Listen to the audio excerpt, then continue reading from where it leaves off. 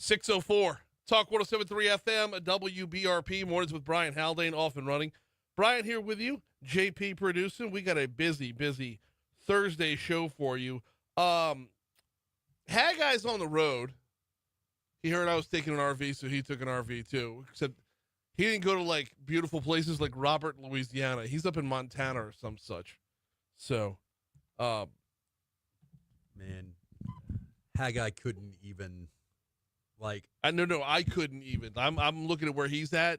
Montana's beautiful. It is. But I had like nice roads. I don't know if everything. I don't know if everywhere he's going is paved. Where Haggai's going, he doesn't need roads. He's got a son with him, so there's probably an autonomous RV somewhere. We got a busy show for you. As you just heard, Attorney Franz Borghardt is going to be in for a bonus legally served. 7 o'clock hour, we'll get caught up with leaders for Louisiana, Better Louisiana. Barry Erwin's going to be going with us. Crimestoppers, see if we can't catch some bad guys at 7:35. Joshua Hebert is going to join us at 7:55. He's got an event coming up we want to talk about. In the 8 o'clock hour, LSU's interim president, Matt Lee, at 8:15, and we will wrap up our guest list talking with the folks from the old governor's mansion. Right now, though, we start off your show with top stories and trending.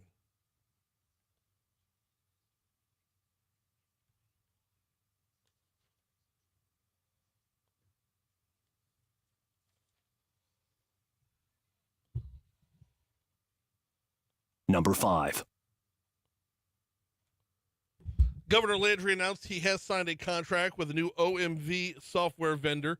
We talked about this a little bit yesterday. He announced in a recent episode on his podcast, Diner Days, the new software, CHAMP is what it's called, will modernize driver's license renewals and vehicle registration services in Louisiana.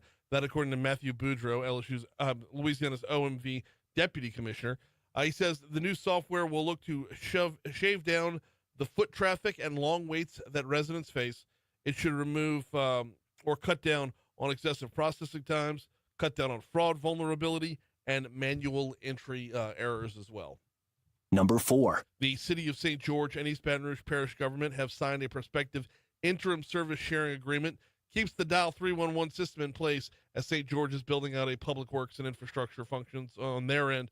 The City of St. George will continue to receive citizen requests directly for code enforcement issues on private property. Now, sanitary, sewer, and solid waste collection services will continue to be parish responsibility beyond the transition period. Number 3. The money that Tiger fans spent on Jell-O shots in Omaha is already going back into the community. LSU Student Food Pantry received a $52,390 check from Rocco's Pizza and Cantina up in Omaha. The money will stock the shelves and help LSU students in need, according to an LSU spokesperson. Number 2. Franciscan Missionaries of Our Lady University, or FRANU, is receiving a big upgrade to one of its buildings. The School of Health Professions building will receive a $2 million renovation scheduled for completion this fall. That renovation will include student-centered classrooms, new laboratories, a rehab gym, a research lab, and collaborative study areas. Number 1. Tomorrow is August 1st, which means close to 300 new laws that were passed in the most recent legislative session will go into effect. I'm going to list all of them right now. Not really, I'm not. But you might want to check on a few things. Darker window tint is available. You can't manipulate the weather with your own Doofenshmirtz Evil Incorporated enablers. G.I. Joe Weather Dominator? You can't do that. No, that's now against the law. Manipulating the weather is now, as of tomorrow, will be against the law. So if you want to get it in now.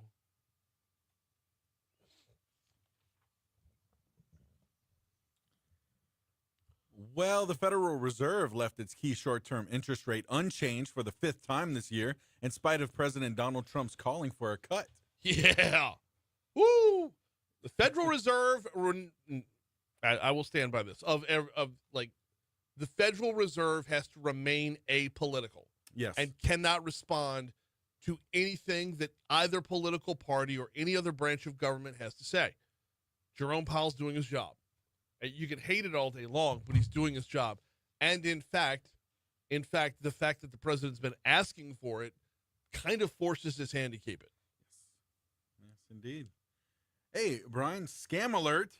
Amazon has issued a red alert to Prime members, warning of a surge in slick, highly convincing scams mimicking the retail giant. Oh, okay. I'll be on the lookout. So like a not Amazon, Not Like a- Amazon. Timu. Temu. Well, look, I'm already a Temu guy, but Yeah, you are. yeah, but I What's it like to Or support Shein. communism? what? Shein, What's it like to right? support communism? I don't know, but I guess there's some communist billionaires out there because they make a lot of money. They make some good cheap stuff. They do make some cheap stuff. Those Brian's shoes, for Hey, example, there are you those go. Temu shoes? They're the Temu or Shein. I want to buy an entire suit off Temu. Could I do that? I think you can. Oh, for sure. The great thing about a suit off Temu is it's disposable. If I can, Yeah. if I can get a FUBU suit, I can get a Temu suit. Oh, man. There we go. there are dude. there are FUBU suits. What? I haven't heard Franz that. recent I search haven't heard history that term FUBU since the suits. 90s. Man, yeah, like And I'm not FUBU. talking about a jumpsuit. I'm not talking about like the Italian tuxedo. No. Wow. Okay. Veteran Democrat strategist James Carville is forecasting significant gains for Democrats in the 2026 midterm election, but poll numbers suggest otherwise. Yeah, they do. Poll numbers are saying there's not going to be any kind of blue resurgence coming up next year. Carville's losing his mind if he hasn't lost it already. I mean, We need to get him back on the show. It's been forever. We need to catch up, figure out why he thinks there's going to be. Look, you could say all day long you don't like Donald Trump. That's fine. But just follow where everyone else is. And this has nothing to do with Donald Trump and everything to do with when you have to spend a Wednesday being exhausted because American Eagle jeans aren't fascist. That's a sentence that shouldn't come out of anybody's mouth ever. Right. Ever. No. And yet here we are. I thought. Wait. I thought it wasn't the jeans that were fascists. I thought it was Sweeney who was a fascist. Well, the jeans are fascist because Sweeney's fascist. Poster guys, it's girl, complete Aryan poster Nazi girl. propaganda. If you guys. go back to every American Eagle ad over the last 5 years, you will find the most diverse ad campaigns, the most inclusive ad campaigns ever. We've talked about this. We did. You We and I talked yeah, about this yesterday. I've had 24 hours to percolate on this. Yeah, Some people just need a freaking hug. yeah. Like it's going to be okay. Yeah. Just come out really? from behind your keyboard and just come get a hug. Just, Tater tots are fascists. I'm triggered by tater tots. It's 6:12 at Talk 107.3 FM. We got a lot of sports to cover because LSU started practice just yesterday. They were out there for right about an hour. We'll cover it next.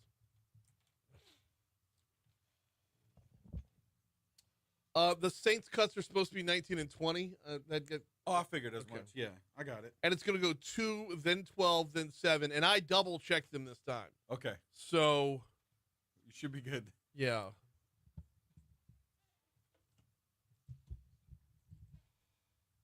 Yeah, slight panic. Yes.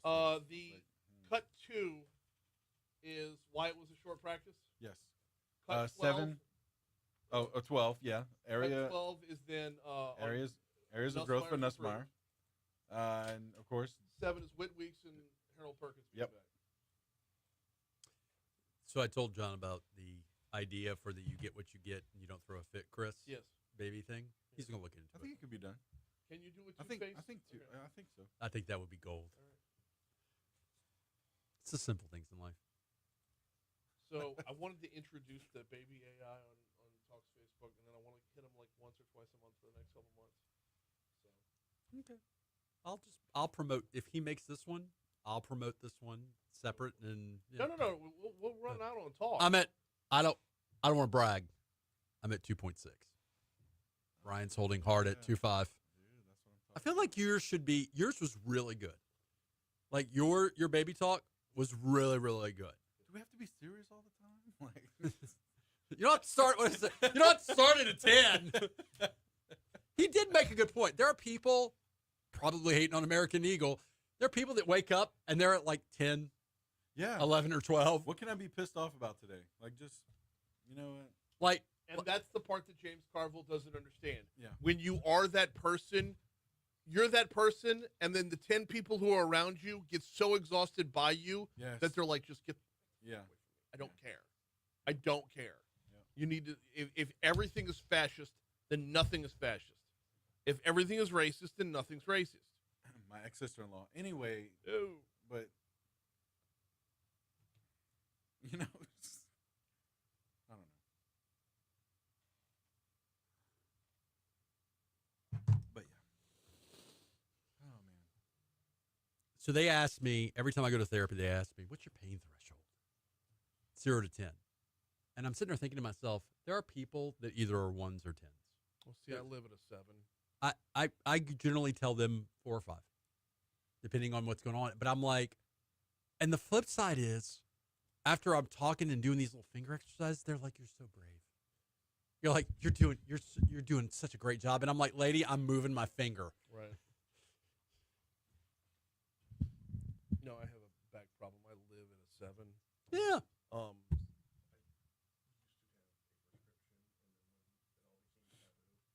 You were like, They stopped prescribing it. I would kill to be able to go back to those days.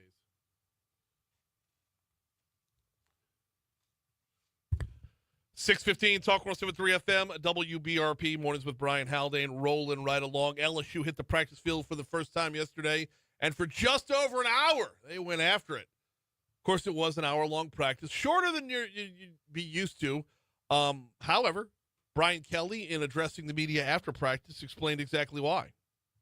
I think this is all about acclimatization, right? We're going to have 7 days where you have to acclimatize your football team. So we felt like the data that we have compiled over the last 3 years relative to short-term soft tissue injuries, we wanted to be able to increase the player load each and every day. We'll go from 12 to 16 to 18 to 20. We'll go 4 days. We'll have a day off. We'll go 3 days and have a day off. So within that first 7 is the highest incident for soft tissue injuries. We want to make sure that we get through these 7 days acclimatized without any soft tissue injuries and 2 recovery days. So then we can get into really 2 weeks of camp and, obviously game week prep. We'll have 3 weeks to duplicate our process.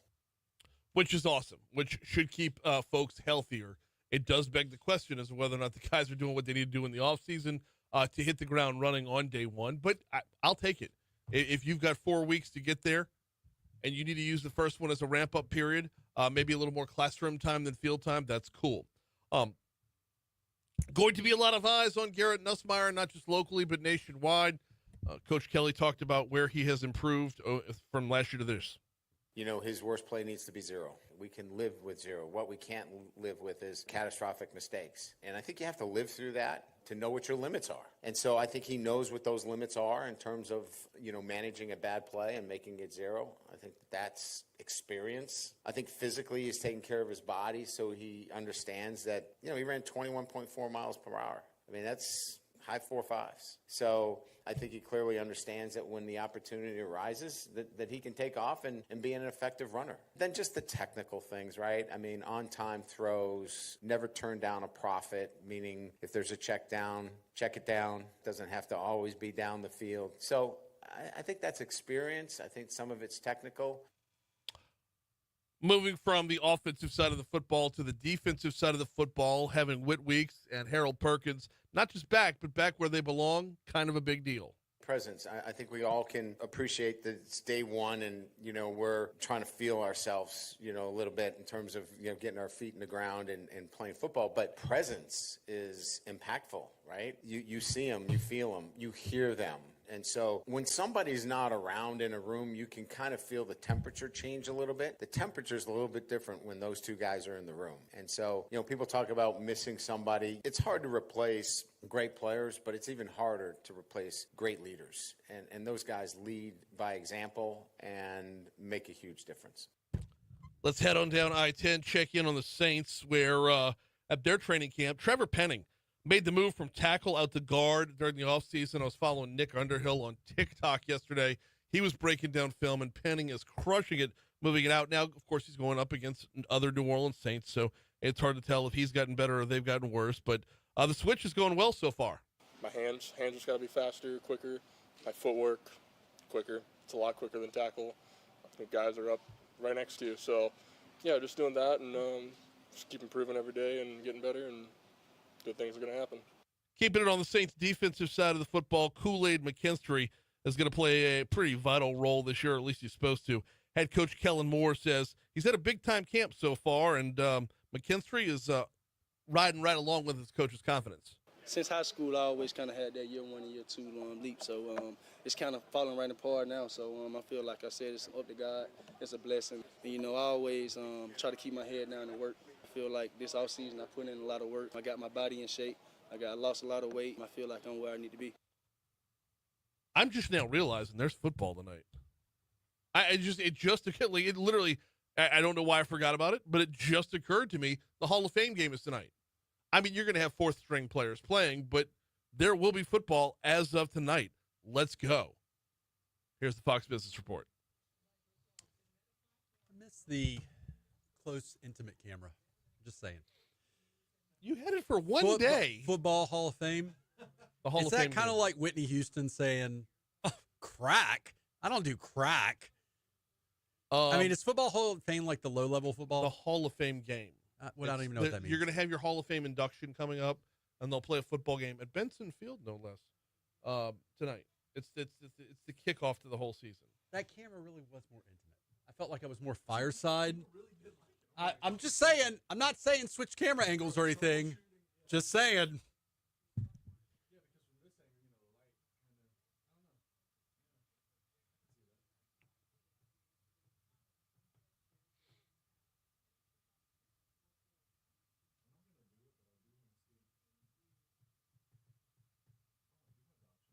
Yeah, that's what I'm talking While about. we're live, Do it. put it right up on his ass. Put it, like, right on him.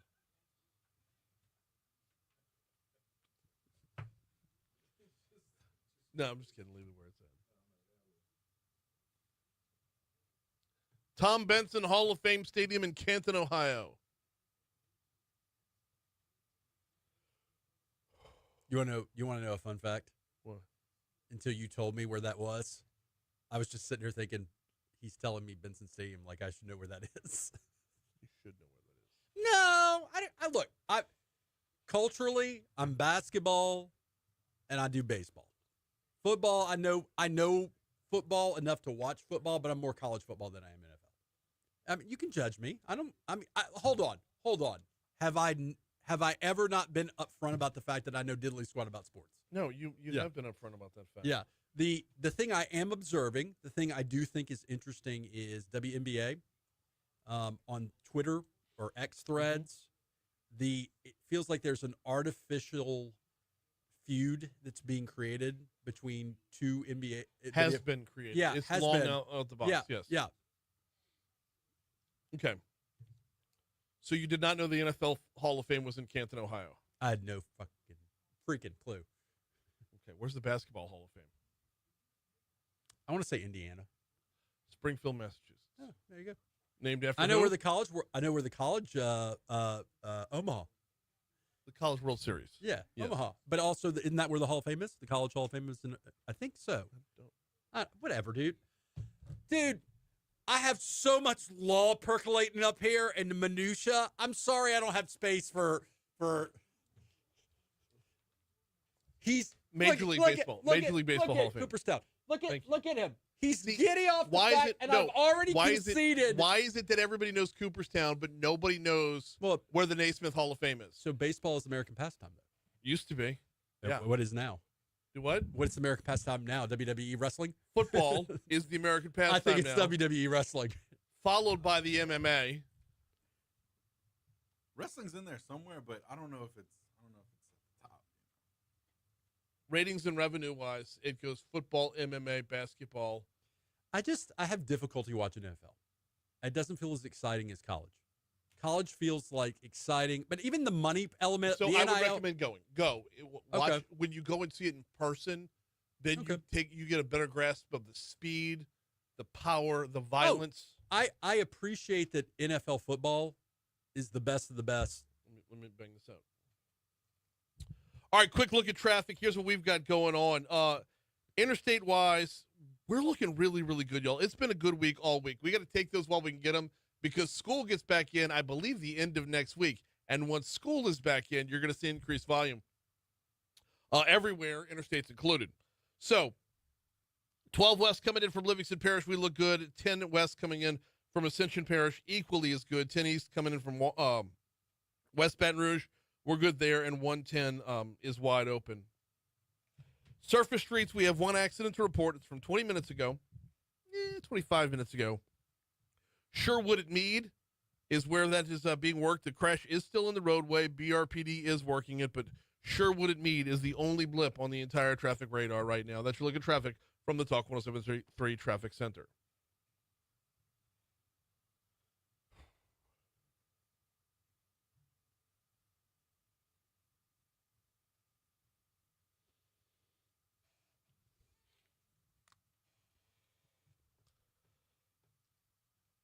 .625, Talk 107.3 FM, WBRP, mornings with Brian Haldane rolling right along. JP, I got a request. Yeah, what we got? I need a new, we need to make an addition to the bumper rotation. Okay. Can you grab me Earth, Wind, and Fire's In the Stone? All right. I appreciate that, man. Thank you. We'll do. All right, we got a lot of ground to cover this morning. Yesterday during Legally Served, we just ran out of time and had too many topics left over. So since Haggai was out, I said, Franz, come on back. He said, cool, so let's go. I'm very acquainted with Earth, Wind, and Fire. I'm very acquainted with Earth, Wind, and I'm very acquainted with Earth, Wind, and Fire. In the Stone, yeah.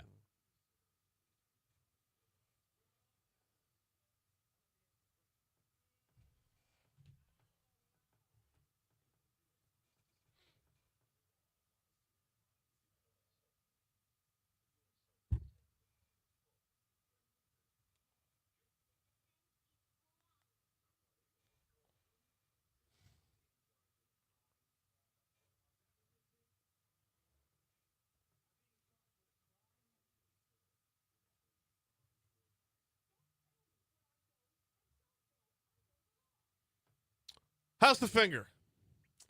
I'm making it. Okay. I'm making it. You You are heroic. You had me come back with RV parks and pineapples. Yeah. I had to come back for more. Okay. Well, And I've already established firmly, I don't do this for the money. I do it for you, Brian Haldane, and for all the viewers and listeners. Yes. We got some hot topics today. We do. Well, one of the topics we were going to talk about yesterday, and then we had the side-by-side domestic abuse juxtaposition, right? And we're going to talk about we got another topic later on this morning where we have another juxtaposition that seems kind of unfair as well. Which one's that? Niles Hamer and. Are we going to talk about that? Am I talking about that? Can we? Yeah. Okay. I know you're in a tight spot because you live in that world. I'm only in a tight spot. I think I've told you, and I'll tell the viewers, I think both of those attorneys are good human beings. Yes. Very salvageable. Yes. So I've got strong opinions on that. Okay. Yeah. I don't think we're probably going to agree on that one. Maybe I not. just want to bring up the again juxtaposition. Yeah. But because of yesterday's two topics, the topic that fell to the wayside was the dude that rolled up into NFL headquarters with a long gun, with a assault style rifle, in air quotes, and wanted to shoot up the place, killed 4 people, injured another, claiming he had CTE, and was blaming the NFL for said CTE. And I asked you, CTE, is it a defense? And you texted me back, motive. Yeah. Okay. Yeah. Is it? I want to walk down this path, though. Okay. How does it become a defense? We're talking about sanity. And in most states, a not guilty by reason of insanity requires an inability to distinguish between right and wrong. Yes. Not, I got some screws loose. No offense to anybody that's got some screws loose. Not, I got some screws loose and I just do something. I have to be unable to distinguish between right and wrong. That's a big difference, right? So if you were to have a progressive and degenerative brain disease found in individuals that have a history of repetitive head trauma, could that be a defense? It could be if you can get an That's expert. exactly what CTE is. So it could be if you get an expert, or in some cases 3 experts, because that's a sanity panel in Louisiana, to say this individual, when he shot and killed 4 human beings, was unable, when he used a high-power what? Rifle, which probably required what? I mean, I'm assuming it's the, I don't know. I'm not. Well, you're like describing a Gatling gun. No. over here. No, I was more the Oswald. Okay. Yeah, but AR-15s. You had the bolt action. Yeah, I don't know what kind of Okay. rifle, so I'm going to stop there. My point is, I think this is going to be a uphill battle. Okay. I think the calculus of killing that many people, Yes. the calculus of the planning, to me, smells like what? Able to distinguish between right and wrong. And if I'm blaming the NFL for me doing that, motive. All right. The path you're taking it down is similar to another path of a murder that we saw in New York not too long ago. Oh, you mean the Venge killing? Yes. Yeah. And so we got news, traffic, and weather coming up. So I kind of want to push pause on the conversation right now. When we come back from our break, that's where we're going to pick it up again. Because if it walks down your path, then that's where we're at on that one. Is it becomes motive because you have motive that other people might say is deserved. We'll get there in a minute. Right now, though, we got ABC News, local news. We will check traffic again. Weather's on the way. This is bonus legally served on Mornings with Brian Haldane.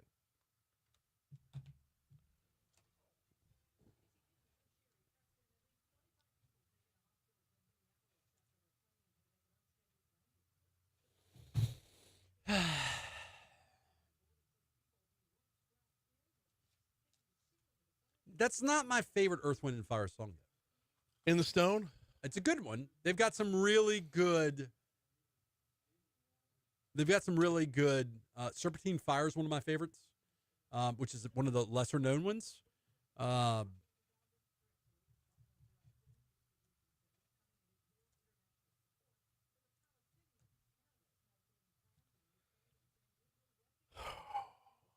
You okay? September is one that everybody loves. Yeah. Sing a Song is one of my favorites. Shining Star is one of my favorites. My favorite might be Got to Get You Into My Life. But that's very in the Stone as well, with the big intro. What's the one I Can't Hold Back Love? Hold on. Can't Hide Love? Yeah. Yeah. Forever. Yeah, please. Fantasy is another good one. Mm-hmm. But I only like that one because it used to be my bumper when I did a fantasy football segment on 104.5. Problem is we don't have bands like that anymore. Segment was called Picking the Brain. We don't have bands like that anymore. No. We don't have like the Commodores, or we have like I know, an but ensemble. like, there was a very, very brief window where horns almost came back, and then it freaking turned into ska. Come on, man. What's wrong with ska? Nothing's wrong with ska. I'm just saying you're not going to get a foothold on society when you're the mighty, mighty Boss Tones. You should. Dang. Oh, good morning, Christy. My poor sweetheart's got poison ivy or poison oak or something, and she's so susceptible to it. Like, when she gets it bad. Blood, Sweat, and Tears. Chicago. Yeah. Tower of Power. I would like all of these things to come back. Yeah. Well, they occasionally come back. Like somebody will use one of their songs in a movie. Yeah. But that's not a comeback. I want, like, you know how Bruno Mars has been bringing back a lot of retro stuff? You know who I want to come back? Hard. Brian Adams. No. To really love a did you play it woman. for him out of Sterlitz? Oh, what hour was that? It was 7:55 segment. 7:55. Okay, I was like, man, I was telling Franz that. I'm like, man, I don't even remember this segment. But then you got like Let's Groove. It's a good band. Yeah, And are they even still in Love's concert? Holiday, probably at a casino in Biloxi. Yeah, like you're not gonna spend a lot on that, Right. Which is awesome. I will gladly go to Biloxi, be like the only white dude in the room to go see Earth, Wind, and Fire. Is that out of bounds?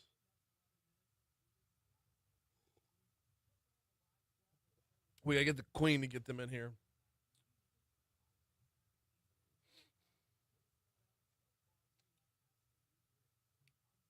What's the other disco one? They had Let's Groove.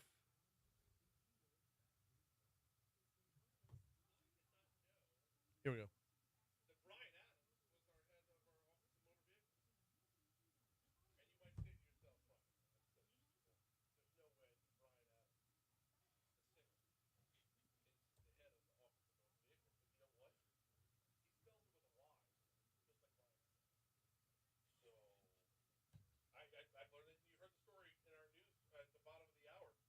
Governor Jeff Landry announcing a partnership with new software vendor to overhaul the state's OMV system.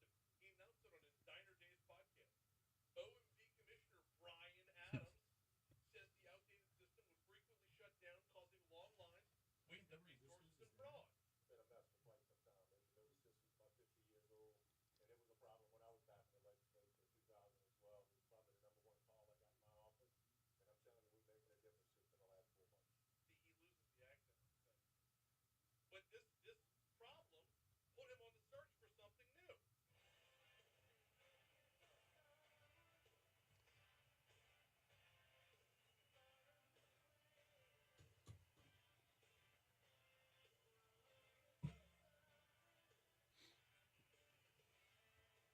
Ease the pain and the waste of resources and the fraud as well. Landry says he set out to make the OMG experience as close to Disney World as possible. Make the OMG experience as close to Disney World as possible. That's a whole other bit. Adams says they're working to build a brand new driver's license system that will be the greatest thing the state has seen in 50 years. That's going to be state of the art, probably the best one in the country. It's going to take us about 12 months, but once we get that across the finish line, you will see an absolute difference at each of our OMB offices. Now, Adams also says the department is prioritizing the driver's license system because it's one experience that touches the most Louisiana citizens. How many songs did you squeeze? Just the two. I hit it and quit it. Leave the audience wanting more.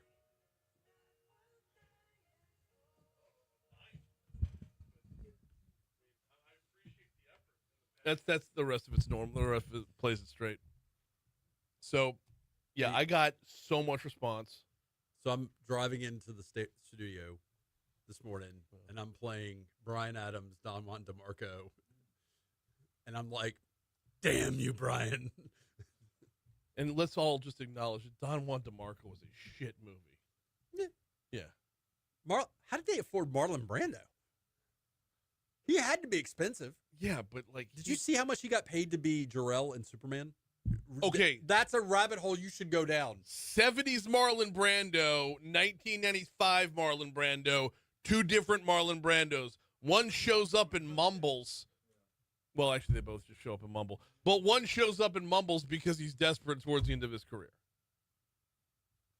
He was Don Corleone. Yeah, I know. Don Corleone. I know. In 1972. Colonel Kurtz.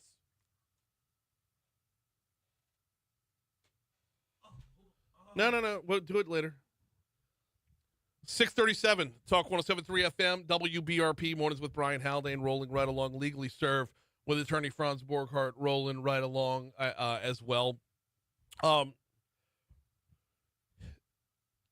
Guy goes in, kills 4 people, injures 1 more, claims the NFL gave him CTE.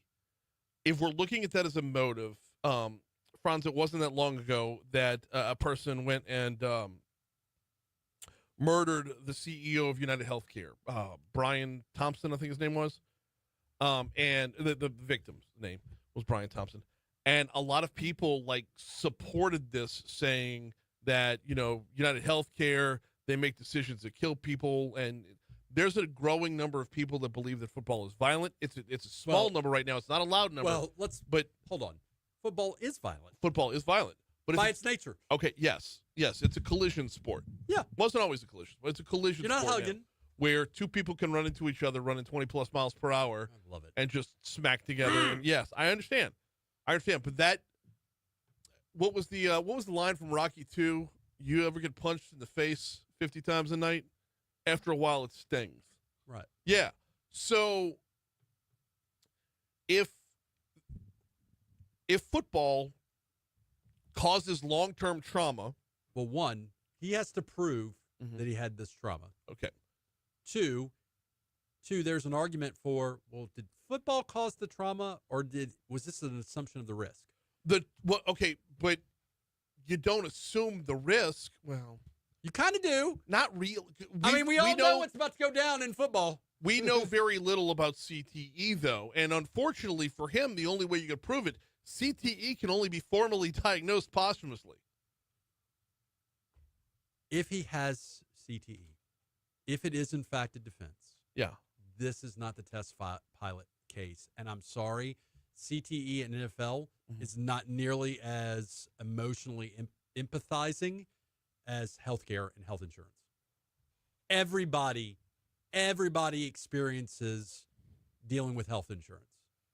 Everybody. When it comes to CTE, we've seen some Not necessarily my childhood heroes Absolutely. kill themselves. Absolutely. I'm not going to, well.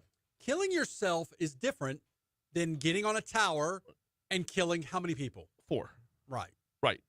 But along with that, though, you lose the ability to discern what is what. Because, yes, you can have an Aaron Hernandez scenario where you kill someone else and then kill yourself. So You hang yourself yourself. Here it is. Or you can have a Junior Seau scenario when you do commit suicide. And I mean, a lot of love for Junior Seau. A lot of people feel awful about the way that played out. This guy got some NFL pension money. No. Oh, the guy who did this? Yeah. Never played in the NFL that I know of. Right. This guy got some money to hire Franzi. I'll defend it, and I'll use that as a defense all day long, twice on Sunday. You got to have an expert, though. You're going to have an expert say he was unable to distinguish between right and wrong.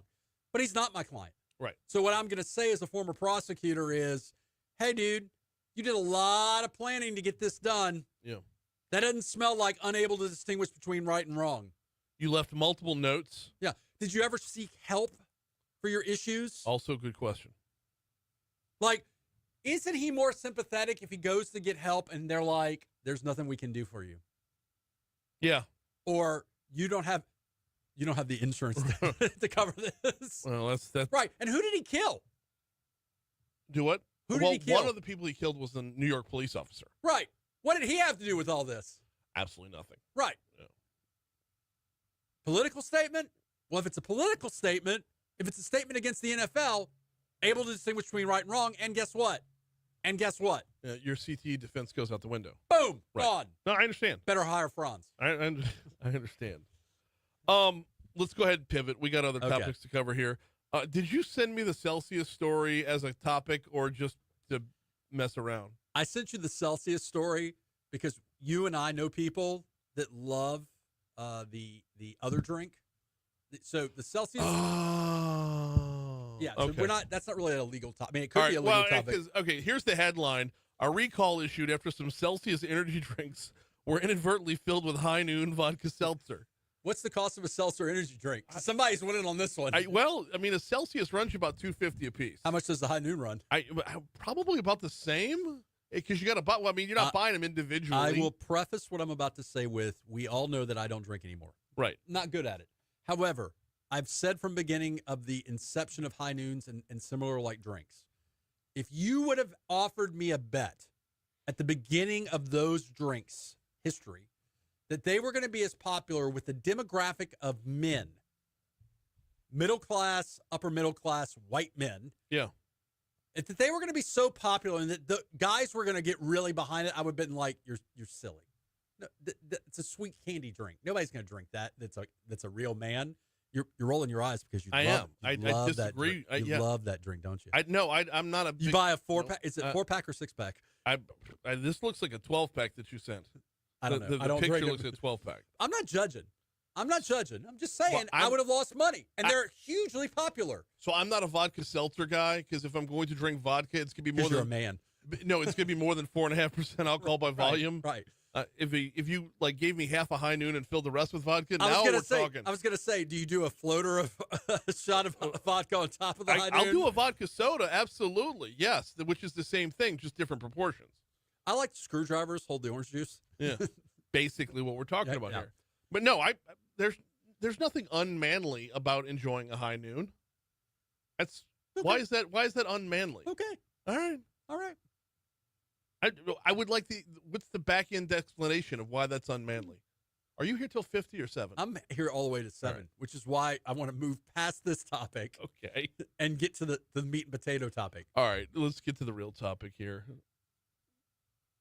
I'm gonna. I was just waiting for you to call someone out individually as being unmanly. I mean, if Brad the Builder is listening, there it is. You should go and buy some salsa water, Celsius water, because you might. It's like winning. It's like getting the golden ticket. You know, when Rocco comes in here, he brings us the Celsius. Does Rocco drink High Noons? No, he drinks Celsius. Yeah. Right. So my point is, or Alani's. Okay. Yeah. Energy drinks is what I'm talking about. I'm more economic. I do LaCroix. LaCroix is just it's just a fizzy water. What? LaCroix. It's just a fizzy water. There's no energy in that. You can get it at Target. There's no caffeine in that. There's no boost. There's no kick. I'm a man. I drink black coffee. I'm drinking black coffee right now too. I don't know that a guy that drinks high noons drinks coffee. He also probably wears tidy whities. Brian's like, wait a minute, what's wrong with tidy whities? Well, I don't know what one has to do with the other. I don't know either. All right. Boxer briefs, by the way. That's right. That's the only way to roll. Lawyers are raising questions about whether there are two sets of rules tied to the way discipline is handed out by the Louisiana Office of Disciplinary Counsel, which oversees the conduct of lawyers across the state. Grabbing this from WAFB and their investigative team. Last month, two prominent Baton Rouge attorneys were both sanctioned after the Office of Disciplinary Counsel found they violated their rules of professional conduct.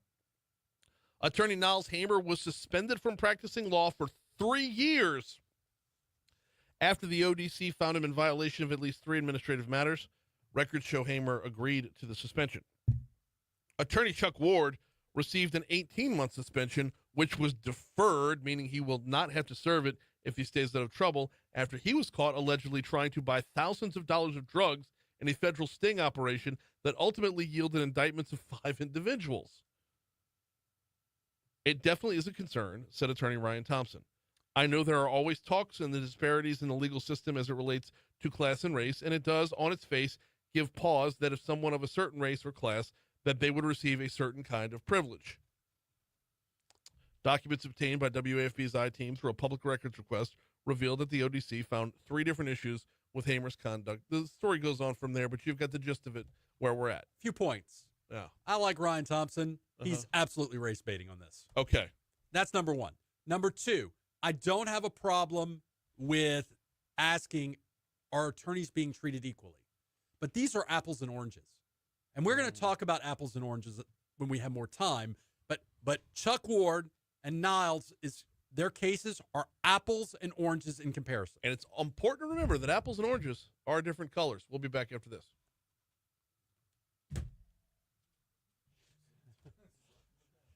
Bet you were triggered by that American Eagle. How long is this break? Hamer's lawyer, Gideon Carter. Gideon? Yes. Little old me.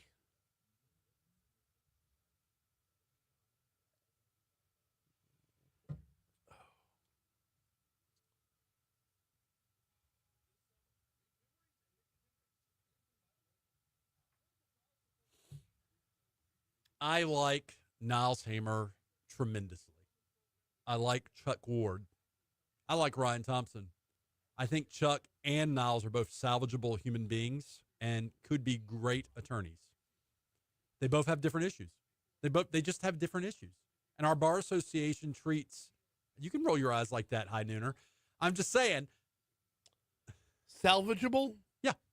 I think they salvageable in the sense that I think they should be able to practice law one day again. You're going to punish them. There's a consequence. Me above all people. I understand. Consequence to action. I mean, you're talking about them like you found a Commodore 64 at a garage sale. 128. I loved 128.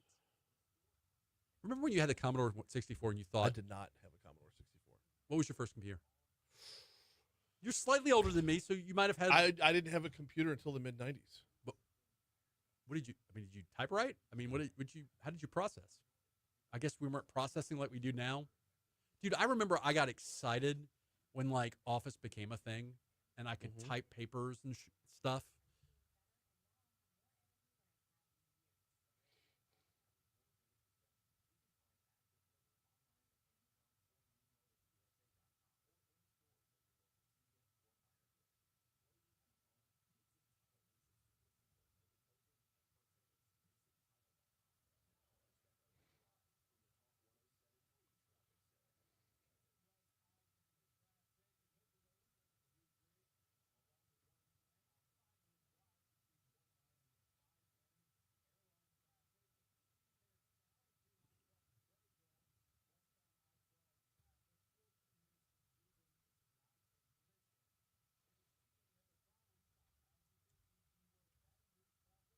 La Croix.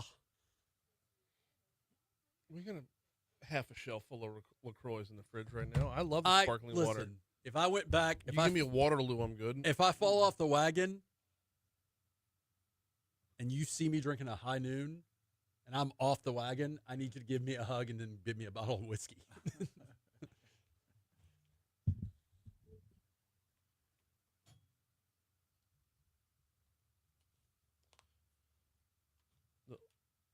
Louisiana Supreme Court has accepted an agreement to suspend Niles Hamer for practicing law for a 3-year period. Speaking of periods, how about dudes that drink high noons? I was gonna go there. But I actually asked myself, if we're on the air Can you at say this hour, can I say, what did you want, a cranberry juice for your period? I can't do the Boston accent, but the do they make it? Wait, hold on. Wait, Do they make a High Noon that's cranberry flavored? I'm sure they do. You don't say period. You say where you are in your cycle. That's how you Flow. All right, there we go. I love Brad the Builder, so we're clear. Everybody, I love Brad the Builder.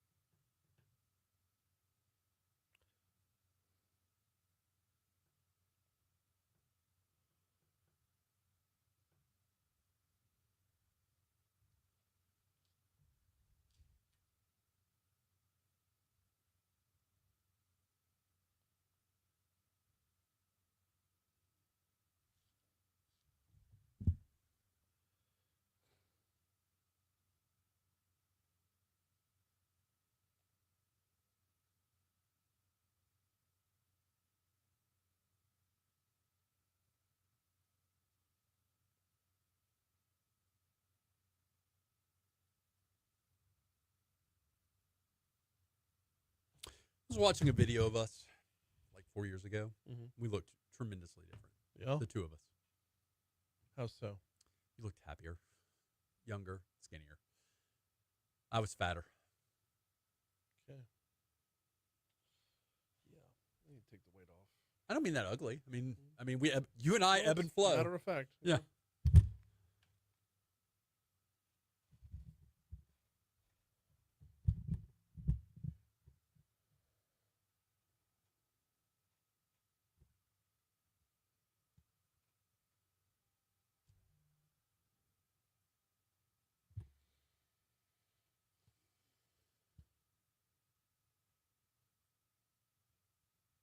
It just makes you feel good. Like someplace in a day, every day. That's what I want. Just here vibing. It's a vibe. The first lyric of the song is amazing too. Yeah. I found the love that holds the key, or something like That's that. coming up right here. Yeah.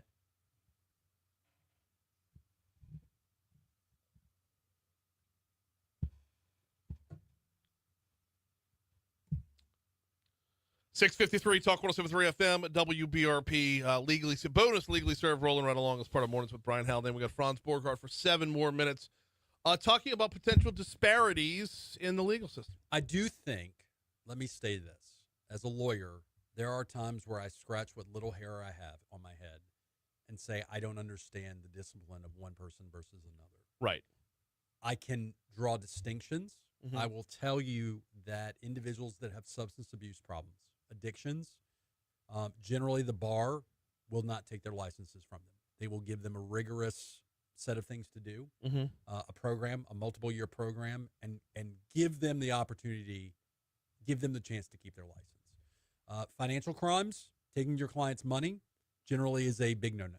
Okay, so there's another part to the story that I don't think we've even mentioned, though, and I don't know where Niles Hamer's charges fall on a timeline of everything that happened to him with his law office burning down 2 blocks that way. So what Ryan Thompson does not say, and again, I like Ryan Thompson. I'm on cases with Ryan Thompson. What Ryan Thompson doesn't say is neither of these individuals were charged with a crime. Mm-hmm. So let's line that up. Chuck Ward could have been charged with attempting to possess narcotics. Let's read between the lines. Yeah. Let's read between the lines. He cooperated with a federal investigation. I think he was a witness. And by the way, it is uncommon for federal prosecutors to charge you with possession in federal court. That's normally a state charge. Niles arguably committed a crime. I'm not referencing the fire, the mishandling, misappropriation of money. Right. I'm not saying he did that. I'm saying arguably neither of them were charged with crimes. Right. Treated equally.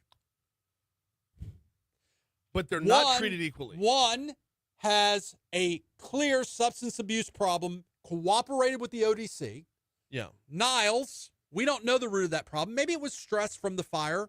Maybe it was stress from something else. How about Niles is financial stress from the yeah, fire, though? Yeah. Niles was also accused of what? Not cooperating. Not fully cooperating. Okay, so the ODC is sounding like the NCAA right here. I don't. They're going to flex on you unless you bend the knee to them. Welcome to my freaking world. Yeah. That said, okay, that level of disparity between but it's not race, failing to communicate with clients, fail to safeguard client and third-party property is not the same thing as having $3,000 worth of cocaine door dashed to your house. Well, it depends on how you view things. Again, if you view a drug addict who has a problem with drugs, getting drugs, and has a sickness, illness that needs treatment, or he's a bad dude because he was trying to use drugs. I mean, I know there's a nuance between there, right? I'm saying, though... Versus what, though? Because the drug addict, it's not unreasonable to think that if he is purchasing on multiple occasions cocaine, it's not unreasonable to think that he's practicing law under that influence as well. That's certainly arguable. Which, by the way, if you're telling me my lawyer's going to be Coked. high versus, coked out versus failing to timely remit funds to clients and third parties, like these two things, I mean, I don't see how they're not equally as bad. The disparity for me is I don't think you can compare them. I think the disparity for me is I don't think Niles should have gotten that harsh of a punishment. Right. I'll say that for the record. And look, I'm biased. I like Niles. Same. I don't know Chuck, but I know Niles Chuck well. and Niles. Both very well. Both good dudes. Yeah. And there by the grace go I. I don't live in a glass house. Like, I've had some life happen. Got my poop together. I believe both these guys can get their poop together and be perfectly good attorneys. That said, if I'm Niles, I'm like, man, that's kind of harsh. I get that. I don't think it has anything to do with race, though. Now, okay, so I don't think it has to do with race. Well, but and we only got 2 minutes left, so I want to ask this question and get this in here. When you talk about cooperating or not cooperating with the ODC, what level of transparency do we get to see where the ODC makes that call? Well, if it's a consented upon agreement, we get what they give us. If it's a ruling by the Supreme Court, by the way, the Supreme Court has to bless whatever agreement you work out. Right. So if you're mishandling funds, if you're misappropriating funds, that is always viewed as a higher violation of the code of ethics and professionalism than, say, using drugs, abusing alcohol. And let me say this. Let me say this. If you're out there listening and being very judgmental of people who use drugs, which, by the way, is a felony crime. I am not. I'm being a little hyperbolic for this segment, but I'm not. That's not. Think about this. I am quite sure that Chuck Ward is having to do a whole bunch of hurdles and hoops to jump through to keep that to get the license back. Or Absolutely. To keep the license. Yes, and I have no doubt that he will, based off of what I've read about him. He's aside from his own demons right here. He seems like everything else is in line. Good family guy. Yes. Had some problems. Absolutely. And I'm not trying to disparage in any way. I'm just, when you look at the power that can be yielded by one entity, very, very heavy on one side, he says, well, he didn't cooperate with us. Well, if you want to hand down a 3-year suspension and the guy says, I'm not cool with that, that's not cooperating. Where on the other hand, they'll say it's 18 months suspended. And it's like, oh, okay, I'm good with that. That's a cooperation. I think Ryan raises a very good point about we maybe need to get a better handle on the ODC. Yeah. ODC, the Office of Disciplinary Counsel. I don't have a problem with that.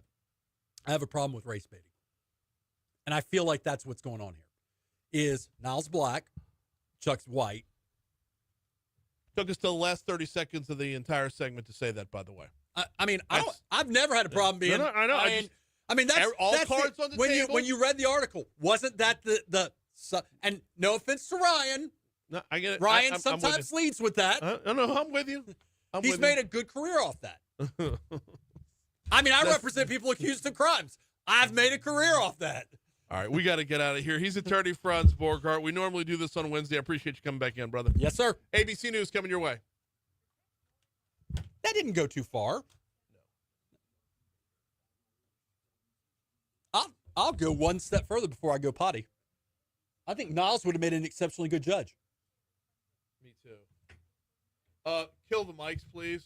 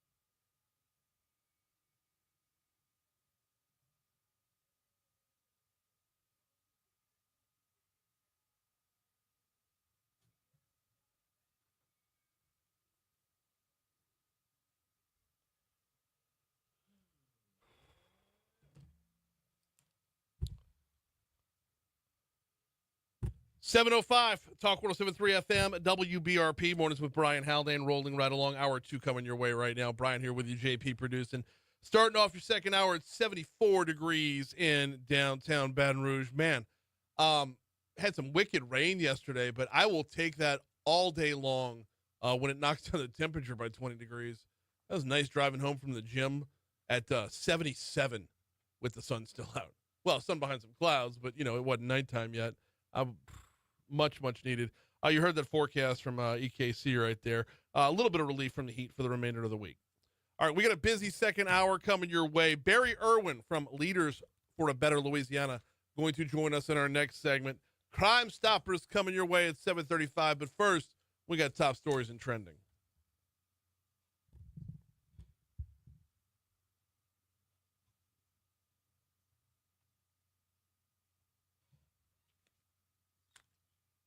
Number 5. An East Baton Rouge Parish Sheriff's Office corrections officer was booked for malfeasance and possession with intent to distribute drugs after allegedly buying narcotics to later distribute at the parish prison. Javon Winfrey allegedly provided tobacco, narcotics, and phones to prisoners in exchange for money. Deputies did a controlled buy with Winfrey. That's how he was busted. After that controlled buy, an arrest warrant was issued for possession with intent to distribute Schedule II drugs, transactions involving proceeds from drug transactions, and malfeasance in office. Number 4. Governor Landry announced he has signed a new contract with OMV Software, a new OMV software vendor. It's called Champ. It will modernize driver's license renewals and vehicle registration services in the state. This, according to Matthew Boudreau, Louisiana's Office of Motor Vehicles Deputy Commissioner. He says the new software will look to shave down the foot traffic and long waits that residents face. It should also cut down on excessive processing times, fraud, vulnerability, and manual entry errors as well. Number 3. Keeping it with the governor, Governor Landry's father passed away. Governor Jeff Landry announced that his father, Al, passed away in a Facebook post that he made on Wednesday. Landry wrote that when his mother passed, he said, quote, "A living angel has left the earth." On Wednesday, he said that angel has returned to scoop her soulmate from this wretched earth. Today, his soul is reunited with her. So we all mourn with the governor, to be sure. Number 2. City of St. George and East Baton Rouge Parish government have signed a prospective interim service sharing agreement that keeps the Dial 311 system in place as St. George builds out their public works and infrastructure functions. A couple of quick notes from the agreement. St. George will continue to receive citizen requests directly for code enforcement issues on private property. Meanwhile, sanitary, sewer, and solid waste collection services will continue to be the parish's responsibility. Number 1. The money that Tiger fans spent on Jell-O shots up in Omaha is already going back into the community. The LSU Student Food Pantry received $52,390 and a check from Rocco's Pizza and Cantina in Omaha. That money will stock the shelves and help LSU students in need, an LSU spokesperson said.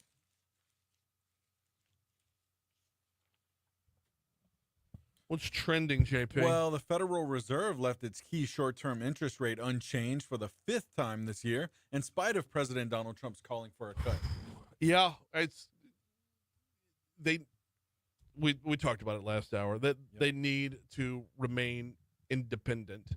And if anything, calling for a cut in the rate, like the more vocal you get, the more Chairman Powell has to hold his ground. It just, not to be defiant, but to remain independent. And if you have the appearance that you're getting in line with the executive branch, just the appearance can affect markets. Oh, yeah, for sure. Absolutely. In other news, Amazon has issued a red alert to Prime members, warning of a surge in slick, highly convincing scams mimicking the retail giant. How do you mimic Amazon? Right. There's got to be like an Amazon. Maybe there's like a period at the end or something like that. Right. I don't know, Right, like this is the little smiley face undergo Maybe. the opposite direction. Oh, maybe. Because, underneath that, and The on the frowny Amazon logo, it was forever before I learned this. Yeah. On the Amazon logo, that little swoop that goes underneath that looks like a smiley face, it's actually an arrow. Yes, it is. And it's pointing from A to Z. A to Z. So it's got A to Z. So does the arrow go from Z to A? Is that how you do that? Yeah. Yeah. Or maybe it's just a frown. Maybe it could just be a frown. It's pointing down. Yeah. Like, be careful out there, people. Hey, veteran Democratic strategist James Carville is forecasting significant gains for Democrats in 2026 midterm election. but poll numbers suggest otherwise. They do. They suggest that James Carville is out of his mind. Poll numbers suggest that the Raging Cajun has lost it. He is. Yeah, he had a good run, didn't he? he did. I mean, politically speaking, I don't think I ever agreed with him, but he had himself a run. I think he's at a spot right now where personal feelings are superseding logic. That could be. That may very well be the case. Traditionally speaking, in the midterm election, after a president is elected, you see some backlash from the voters. You see some middling, if you will. But where we're at right now, within the last 48 hours, the fact that people have lost their minds over a blue jeans commercial tells you how exhausted the middle is. Yeah. And the middle is not going to go to, and I don't use the term woke very often because I feel like it's an overused term, but the middle is not going to follow that because that area is constant outrage, and constant outrage is exhausting. And it's manufactured outrage, and manufactured outrage is exhausting. And it's looking at the world through a lens of how can I be mad today? What can I pick apart? What can I seek and find to make it fit my narrative and then be mad at it after that? You know, if half the effort was put into helping others as it is into ginning up your own fury, we would solve half the world's problems. If you put half the effort into going to the St. Vincent de Paul kitchen and volunteering at lunch as you put into finding a way to get mad every day, everyone would get fed. That's right. And we can There's my probably go down. soapbox. I know, but we could probably go down that. Nah, I need longer. to not. I need but to we're not. We're not No, going to. But I'm not. You know, It's just because it's so exhausting. it is. 712 Talk 107.3 FM WBRP. What's the latest with Leaders for a Better Louisiana? We're going to check in with them in just a little bit. Do need to remind you about the folks over at the Louisiana Travel Association. Yes, they put their name on Brian's Big Adventure. Yes, we did get to celebrate a smidgen of what Southeast Louisiana has to offer. Coming up later on this month, we're going to celebrate so much more. Taking the show on the road to the Louisiana Travel Association's annual summit. Going to be broadcasting from Lake Charles, Louisiana, Southwest LA, as it were. And looking forward to this so much because I get to check in with every nook and cranny in the state. Not every corner of the state, every nook and cranny. You want to talk with folks from Monroe, West Monroe. You want to talk with the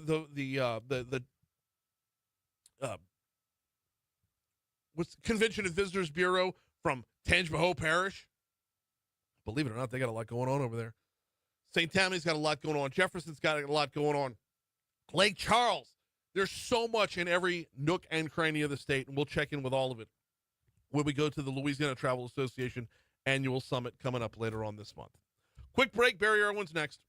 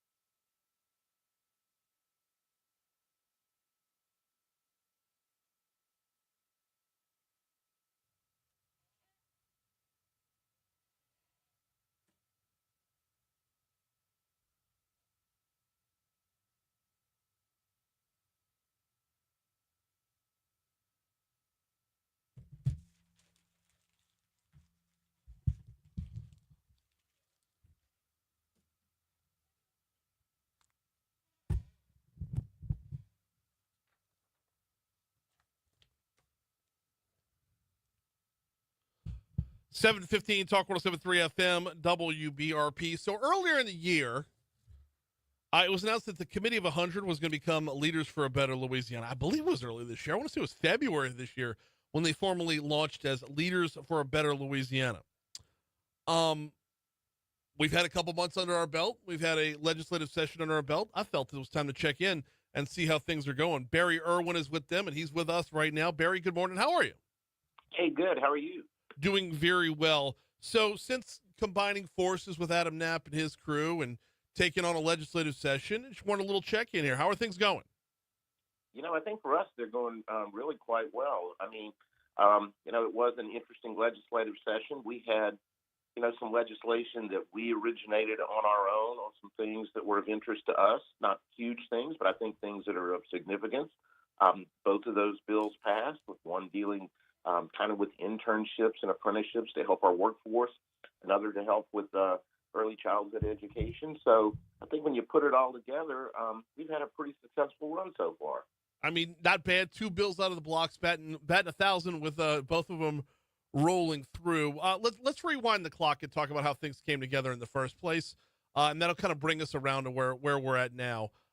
What made this whole Leaders for a Better Louisiana group happen?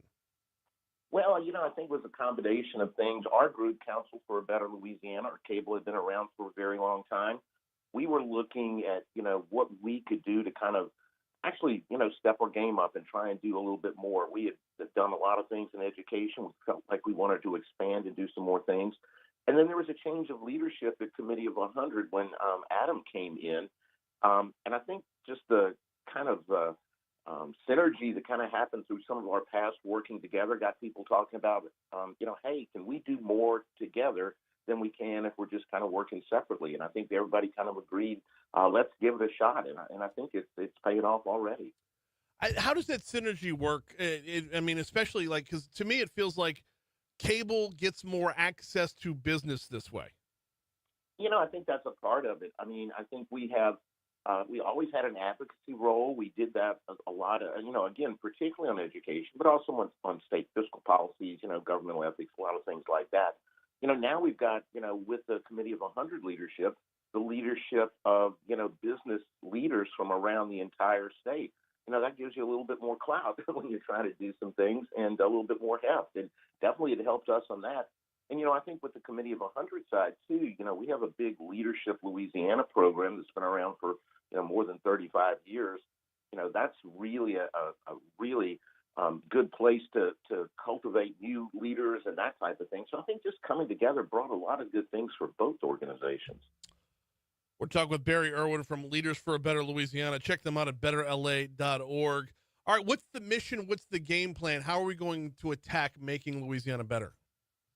Well, a lot of things that we are trying to do for sure. But, I think if you go look back at some of the work that we did with Cable, PAR, Committee 100, an initiative that we call Reset Louisiana.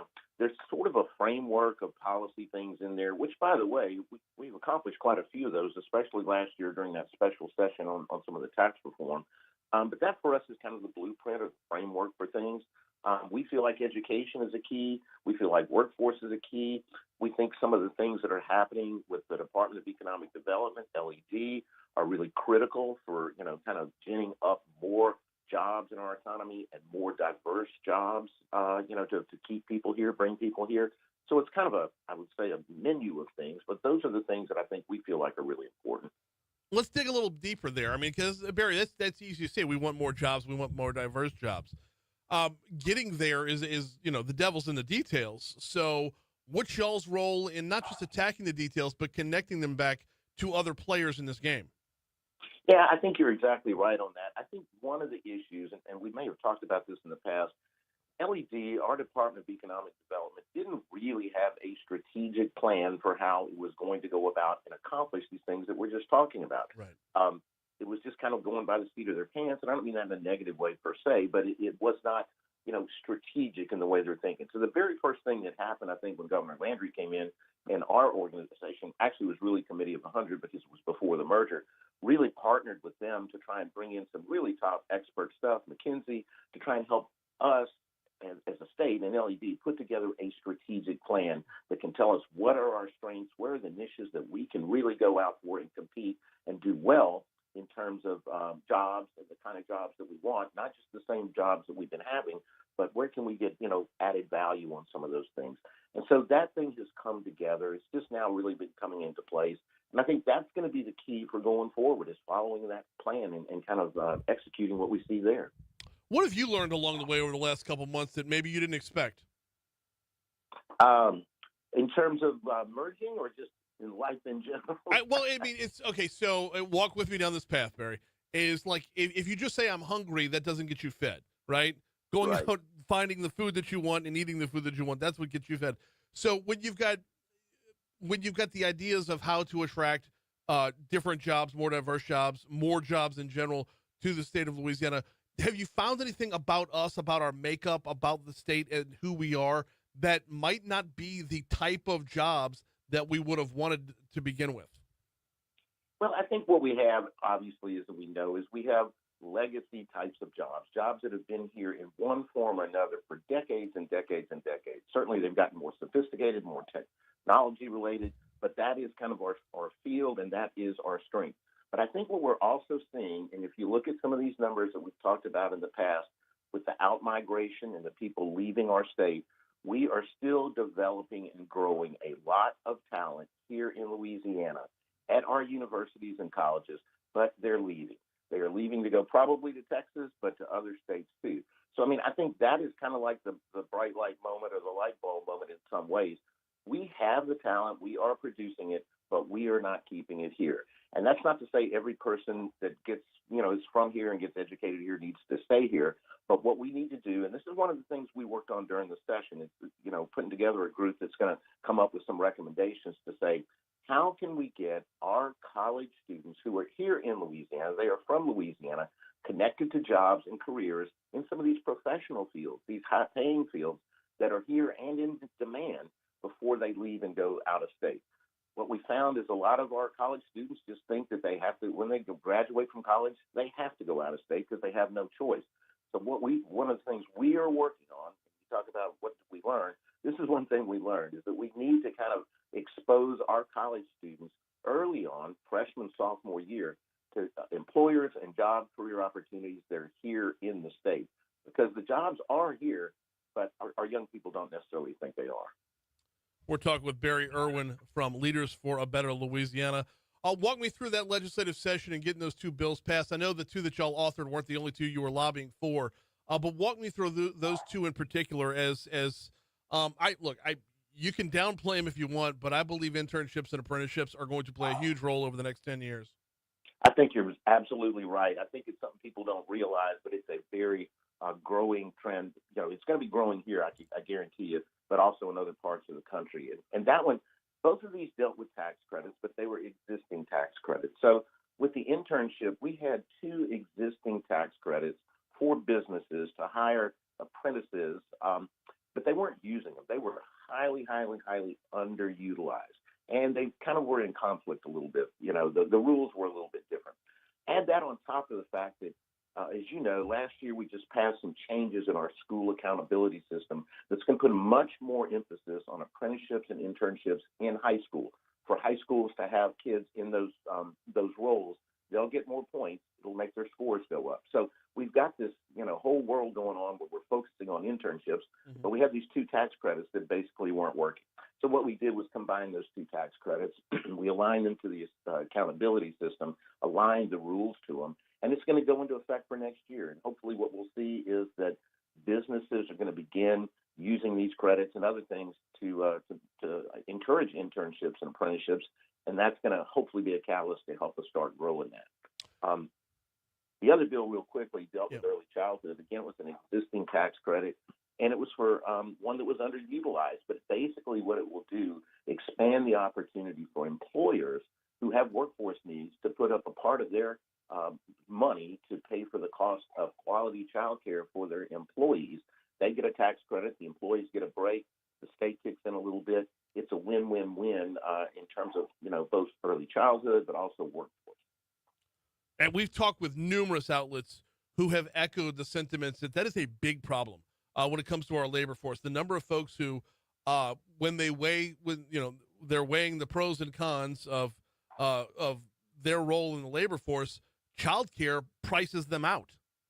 Oh, absolutely. And, that's such a huge factor. And we've seen the data that basically says, and I can't remember the dollar amounts of the impact on businesses, but it's huge because you got a family, even if they have somebody in a situation, a child gets sick, there's this or that happens, they're in and out of the workforce because of childcare issues. They get a child placed and they have them in there.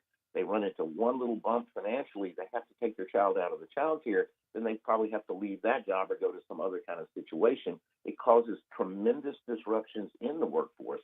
And I think businesses have this growing understanding, and we're definitely seeing it in different parts of the state, that childcare is something that really supports my business, supports my workforce, and actually helps me recruit and get those folks that I need to make my business thrive. We're talking with Barry Erwin from Leaders for a Better Louisiana. So what's the marriage like with LED here? What's the partnership like with LED? How do y'all make sure that, the Venn diagram is one circle? Well, I think it's been fantastic, and quite honestly, Adam has taken more of the lead role on that because he's done, more work in that area. But I think from my perspective, what I've seen is a really great partnership, and I just have to say, in terms of some of the cabinet positions that Governor Landry has filled, the head of LED, Susan Bourgeois, the head of workforce, Susie Showen, key players in terms of the kind of changes we're trying to make in our state to encourage businesses to come in, support them with the workforce. They are a fantastic team that we haven't had anything quite like that in place for some time. And, really, these are top-notch folks that are really going to transform, and in the process, really, I think, of doing that in our state. We just passed some legislation this session to kind of reorganize that Louisiana Workforce Commission that Susie is over in a way that's really going to help, support people that are trying to get into the workforce but have other needs that they're trying to meet, whether it be, food stamps, SNAP benefits, Medicaid, even child care things, to try and coordinate those services. So I think we're going to see some really great things, and we really enjoyed working with them.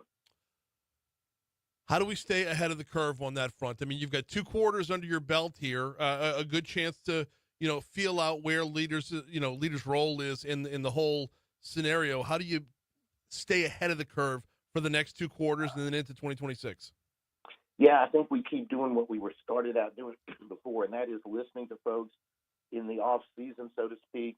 The way we got to some of the things we were able to work on last year was convening people from LED, from workforce, from Board of Regents, from K-12 education, all of those things, to try and talk about where do we stand right now? What do we need from your perspective? What we like to do is listen to folks like that and say, hey, where can we help you carry the ball?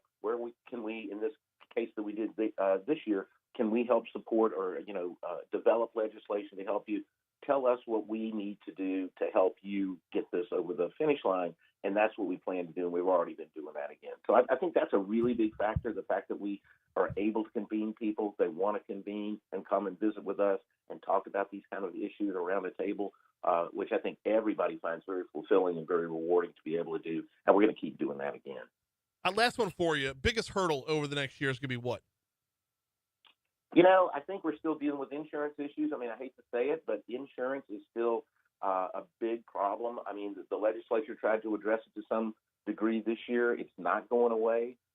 It's both on the auto side. It's also on the homeowner side. We'll see what kind of hurricane season we have for the rest of the way here. But, I mean, I think that is an issue that is still, dragging our businesses down, threatening, their bottom line in so many ways, enticing people to go to other states because of that. I think we're just going to have to keep working on that. Couldn't agree more. He's Barry Erwin with Leaders for a Better Louisiana. Appreciate a couple minutes this morning. Thank you so much. Oh, absolutely. Thanks so much, Brian. Absolutely. We'll talk to you soon, Barry. Greatly appreciate his time. He and Adam Knapp heading up Leaders for a Better Louisiana when they brought C100 together with cable. It was gonna be a game changer. So glad to see it's playing out that way, to be sure. We're coming up on 7:30 at Talk 107.3 FM WBRP, but we're not done. I mean, we're only half done, like literally only half done. News, traffic, weather coming your way.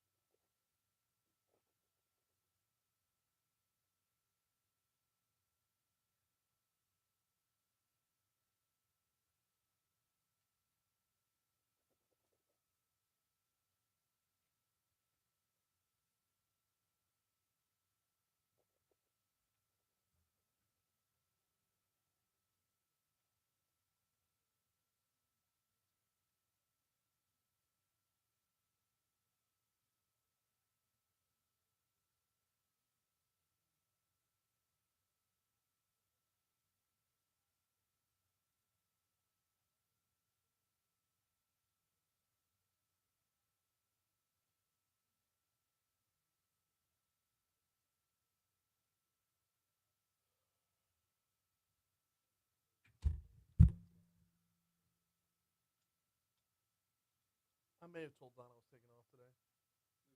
I may have told Don I was taking off today. That was the original plan. Shit.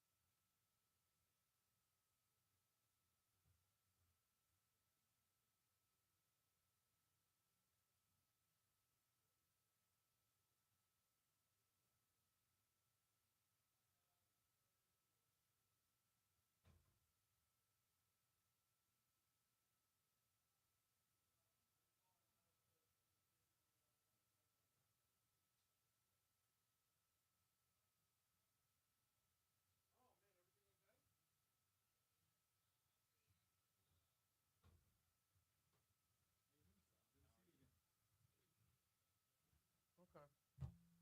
Yeah, he's here. I got him. We're good to go. All right. Well, so I'm taking my daughter to college. Like after the show, we're leaving. Where y'all going? Southern Miss. Okay, yeah. Moving days tomorrow. We want to be there bright and early so we can take advantage of it full time. Nice. So, Nice. yeah, Yeah, it's and I didn't even think about how it. far So, drive is that? 2.5 hours from here. Okay. We're gonna go to Slidell and stay at Christy's sister's house tonight, and then it's an hour from there. I didn't even think about this, dude, and now I'm so embarrassed. So I'm wearing the Southern Miss shirt because we're going to Southern Miss. Yeah. I got the interim president of LSU coming on at 8:15. Oh my gosh. I have to understand. He's got to understand. Look, I wear Ole Miss stuff now, so it's like I feel like I'm betraying my roots with wearing Ole Miss stuff.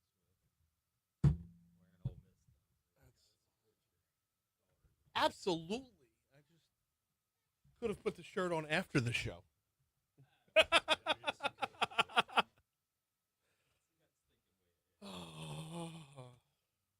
Well, I'm not getting to wear it that often. Like, it's okay.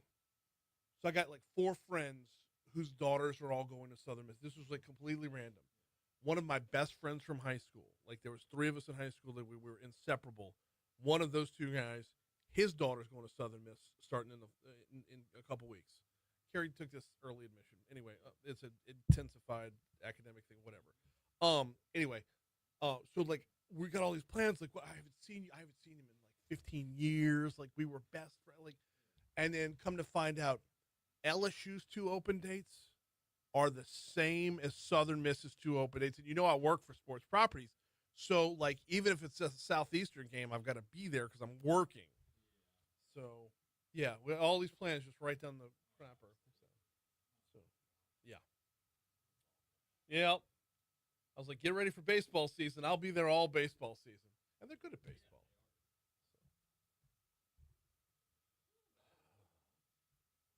They're going, well, they sucked last year. But they brought in Marshall's head coach, and he brought over half of Marshall's roster, the good half. the transfer portal was amazing for Southern Miss. And when we went to orientation, they brought us into their suites, which were just adorable. I mean, compared to LSU, it's like they're like showing off and like all proud of their American Conference bullshit. I'm like, we're LSU, just you're not knocking our socks off here. But it's cute for what it is. But the LSU pompousness comes out very fast. So, but they brought us into the suites during practice. They let us watch practice, and I was they got some speed, they got some hands, so.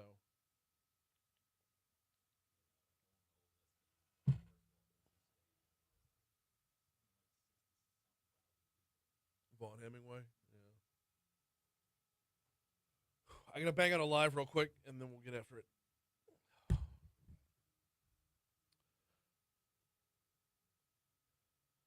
In 1897, Landmark Bank was first formed as a community bank.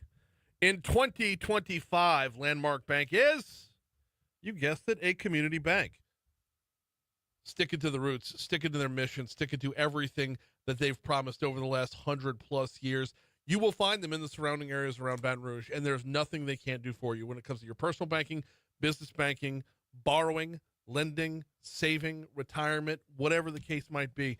They've got you covered. Check them out at landmarkbankla.com, landmarkbankla.com. All right, it's time for Crime Stoppers. Let's roll.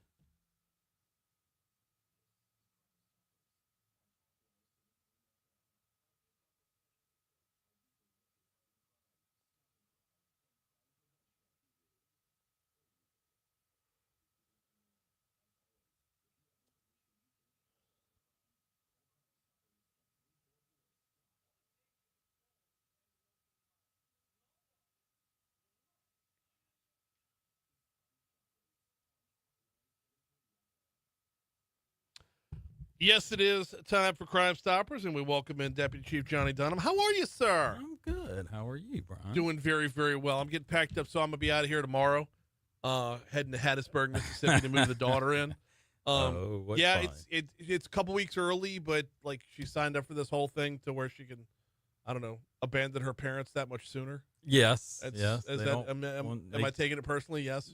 Yes. Yeah. Yes. When my daughter comes back from Oxford, she doesn't want to stay very long before she's ready to go back. I understand. And the time that she's here, she's probably going to want to visit with friends. Yep. That she has missed along the way, and I'm cool with that. It's just, it's a lot, man. They don't prepare you for this. No, they don't. They grow up really fast. Yeah. The high school years go by quicker than anything. Yeah. So. Yeah, they do. Let's dig in. What do we got going on today? Well, first off, we've got our benefit concert. Obviously, this Saturday I know Ned Fasulo's been on several times, and it's the big band concert of the year, the tribute to Bobby Darin. That's a benefit for Crime Stoppers. It's this Saturday at the LSU Union Theater. I think people can still get tickets at Yes, they can. BobbyTickets.com. BobbyTickets.com is the website. I will be back from Hattiesburg in time to go to that. Christy and I will be there for sure. Awesome. Absolutely. Looking forward to it. Good. And yeah, we've had Ned in. We gave away a handful of tickets on the show. I'm fired up about it's normally when you see like throwbacks, it's always Rat Pack. It's always Sinatra, Dean Martin. Hitting a little Bobby Darin's gonna be fun. Yeah. No, I mean, boomers, Gen Xers, I think even some millennials still. I think so. Yeah. There's enough crossover there with movie soundtracks and the like, where I recognize that song. Right. For sure. But our main business, obviously, is looking for fugitives today. Of course. So, we do have a couple fugitives that we would really love to see arrested. The first one is Jose Guevara Mejia, Mejia. Okay. He's a Hispanic male. He's 35 years old. He is 5'6", 165 pounds, and he is wanted for second-degree murder and illegal use of weapons and dangerous instrumentalities. So where at? That was on Christie Drive back on June 29th, and he has of this year. Yes. No, I'm sorry, last year. Okay. 24. Okay. So it was a 2024. So he's been on the run since then. Obviously, you can go to our website at www.crimestoppers225.com, and you can see a picture of Jose Mejia. So pulling up the website right now, I know I've always got the Facebook page pulled up as well, which plenty of action over there too. But over on the website, let's see, wanted suspects. Well, there's the pop-up for Bobby Darin. Hang on. Very properly selling the Bobby Darin concert. Gotta love that. That's right. So, oh my goodness, I see him right here. He's the second one up on the list there, on the when you go to crimestoppers225.com, wanted suspects comes up across the top of the page. He is the second one across the top row right there. Second degree murder, illegal use of a weapon. Yeah, like you said, 5'6", 165. Beyond the description of him and the picture of him, you are the Crime Stoppers 225 page I love because you can offer a tip from the individual page. That's right. Or from the home page, wherever you're at along the way. It's like if anything pops in your head, if anything, fires off a memory, you can certainly contribute right there. And the website is every ounce, every bit as anonymous as the phone number. Absolutely. No IP addresses are kept or anything like that. It actually uses our P3 software, which is the same software that's used As for the app? Yeah, as the app. Okay. It's the same as the app.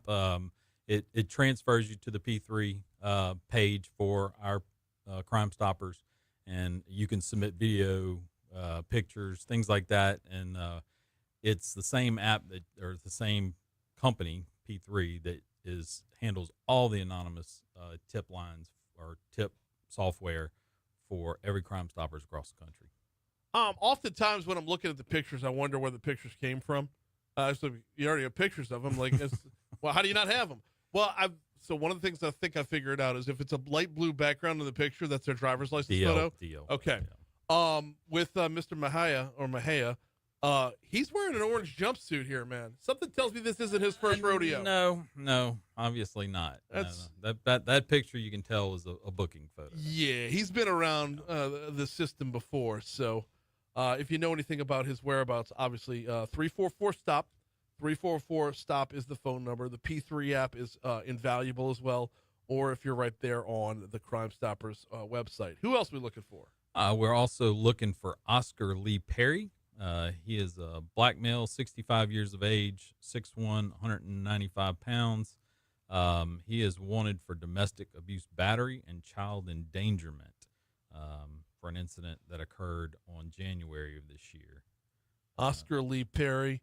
I'm scrolling down a bit. I don't have him here just yet, but Johnny, it feels like every single week, and I've made this comment to Don before. It feels like every single week there's a domestic abuse battery. And this homicide involving Jose Mejia is also a domestic issue. Okay. All so, right. yeah. There's Oscar Perry. And, So, yeah, this is back to January of this year. Yep. You've got domestic abuse battery, child endangerment, simple criminal damage to property, violation of protection orders as well. Yeah. So this guy's stepped out of bounds from somewhere he's previously stepped out of bounds before. That's exactly right. He already had a protection order against him, and he showed back up and committed a battery again. Yeah. Against a domestic partner. So, he's one we definitely want to get off the streets. The sheriff's office is looking for him, EBR Sheriff's Office, and it was BRPD that's looking for Mr. Mejia. Okay. Who else are we looking for? That's all I've got right now. So just the two for today? Just those two for today. Don's out today, so he left me a couple to talk about. And all good. So since we have a couple minutes here, I kind of want to broaden out the conversation and just talk about the different levels of technology that y'all offer. I mentioned the P3 app, but y'all seem to be at every turn when it comes to being able to offer help, being able to offer a tip. You're about as user-friendly as the day is long. Yeah, absolutely. We try to be as user-friendly as possible. The P3 app is really simple to use. People can go on it, pull up through the Google Play or Apple Store, just get P3, and then you'll select Baton Rouge Area Crime Stoppers, and you'll pick that as your go-to Crime Stoppers. And that's where the tip will go. It's real simple. Video, pictures, anything like that you can submit, and it's been really beneficial. We've seen an increase in the amount of tips that we've gotten over the last probably the last year for sure. We're up about 25 or 30% in tips. Wow. So it's been really busy. Well, and that's what's amazing about that, Johnny, is that the homicides are down. Yes, this year. That's right. So if homicides can be down and tips can be up, then we can start to work on clearance and getting some closure for some families. Exactly. Some cold cases, and those are things that, we try to focus on when we do get these periods where homicides are down. We get with the detectives. We try to get with the media to try to highlight some of these cold cases that we have and try to What's the clear those up. definition of a cold case? Usually a case that's, a lot of people say if you don't solve the case within 48 hours, then the chances of solving that case go down tremendously Right. over as time goes by. Cold case, it could be anything from a year to, even longer, but usually a homicide case, if it's going to be solved, is solved in that first year. So usually But cold case. there's no definitive 3 months, 6 No, months. I think everything's a quote little unquote quote cold. unquote cold. No, I mean I think once the detectives have exhausted all of the investigative avenues that they have, then they BRPD there's usually a certain detective that will handle cold cases, so it may pass on to that detective after, because there are other homicides occurring. You have a Of limited course. number of homicide detectives in the homicide division, so you try not to let any detective work more than 10 homicides a year. Okay. That's a big caseload. National average is about 5 homicides per year per detective. Why not So- more than 10? Is just the emotional level of There's just it's a lot. I mean, Yeah. a homicide investigation entails a lot of work, and you want the detectives to be somewhat fresh. okay. I mean, if they're working 10 or more homicide cases a year each, they might take shortcuts. They might do things that might mess up the prosecution of an investigation. So you really don't want to see them working any more than that. Yeah, but back to the question about what makes a case cold is that the leads have dried up. Yep. And that's where Crimestoppers can come in. If you make the tip to Crimestoppers, if you call 344-STOP with that piece of the puzzle, and it's a small piece of the puzzle, that's fine. But if it's a piece of the puzzle, that's a new lead, that's a new path. That is what takes, a case might be going cold. Yeah. And that would completely refresh it. Absolutely. So 344-STOP is the phone number. Of course, the P3 Tips app is out there as well. I have it on my phone. I've still yet to use it. I'm happy about that. That's a good thing, I guess. We talk about it all the time. It's better to have it and not need it That's than right. need it and not have it. There you And go. of course, check out the Crimestoppers, Capital Region Crimestoppers Facebook page or crimestoppers225.com. Other than that, Johnny, we'll see you Saturday. Yeah. Looking forward to it. I am too. I appreciate it. He's Deputy Chief Johnny Dunham. We do Crimestoppers at this time every single week. All right, we got Your Money Now coming your way right now on the back end. The Music Fest coming up that you need to know about. Joshua Hebert is going to join us. That's coming up next. Made it happen right there. Yeah, That went quick. I was going to walk you down a completely different path No. about all the junior crime fighters out there, the real crime podcasters, and we're there's still on Facebook. By the way. There's a niche for that. There really is. There's a lot of people just like to listen and hear about true crime. I think anything, like if they're digging into a case or they see a cold case that a podcaster or somebody wants to really get into, I don't really have issues with that. I think the more eyes that are on a case, sometimes it can pressure the police departments into reopening a case, especially if they uncover new information or information that wasn't uncovered under the prior investigation. But oftentimes police can't talk about an open investigation. No, they can't. And They can't. your podcaster is going to have like a lead that they feel is strong, but the actual investigation could have already negated that, and then you end up in a situation where Well, they can open someone who's wrongly accused they can is open gonna up- get very public very fast. They can open up themselves to civil liability. I mean, obviously, if you go on a podcast and you say, that this person did this or you feel like they did this, I mean, there's might be some civil issues there. So I would think that they would have to be very careful of that. I don't like the whole genre of it from the documentary side. Well, I've noticed on a lot of the documentaries that a lot of them are geared about wrongful convictions. Like trying to uncover that that people were convicted wrongly. One in particular is the West Memphis 3. Yeah. that I watched. That they acted like these guys were wrongly convicted, and that it's just not the case. If you really delve into the case and you look at the details and the confessions and the everything else that went along with that case, those three kids. Well, most of the documentaries. They even eventually pled guilty just so that they could get. I mean, like I forget what the plea agreement was, but they were let out. Maybe all three of them were eventually let out. They had served 20-something years, I think, on the killings, but they had to stipulate to the fact that they were guilty. Yeah. So it's just there's a lot of cases like that where I find that most of the crime documentaries they revolve around three different genres. Yeah. It's either gonna be based off of race, mm-hmm. Something went wrong in suburbia, right, or be afraid of everything. Yeah. So No, my you're wife right. and I just got done watching Amy Bradley is Missing.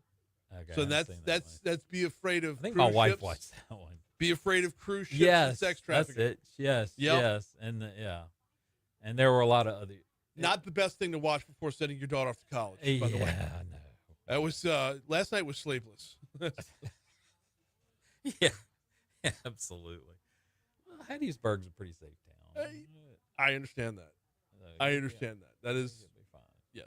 It's the I'm like, y'all got to stop calling yourselves a hub city. I don't like that term. Hub City. Yeah, Yeah. I think I have heard them call themselves that. Yeah, Hub City. That are right Back in- before there were interstates, they were the hub between Uh-huh. Jackson and New Jackson, Orleans. New Yep. Orleans, yeah. So, and then the Gulf Coast as well. But yeah, they all revolve around. They absolutely salivate over something going wrong with the upper middle class. Yeah. Yeah, Yeah. it's you got the 2-story home and the murder. Right. That's what Yeah, it's. can't get I enough. guess that's where their largest audience is, so it touches more people. More Yeah. people watch. So. Well, you can because you're allowed to feel superior to your neighbors. Yeah. And there's True. psychology behind that. Yeah. There's- absolutely. Yeah, I can look at my neighbors and when I say neighbors, I mean like someone else with a 2-story house Yeah. with the fresh cut lawn and the picket fence and whatnot. Look what they do. I'm better than them. That's why those housewife shows are popular. Yeah. Yeah. Oh my God. They're toxic, They are. but they're toxic. popular. They are toxic. Well, I appreciate it. Always my pleasure, sir. We'll see you Saturday See you night. Saturday. Jeremy with Rev sent me some tickets to an early pre-party as well. Yes, 6 p.m. I want to say 6 a.m. Boy, that's a long party. 6 a.m. Hell of to a 7 party. p.m. 6 p.m. to 7. Yeah. Awesome. So I'll be there for that. See you then.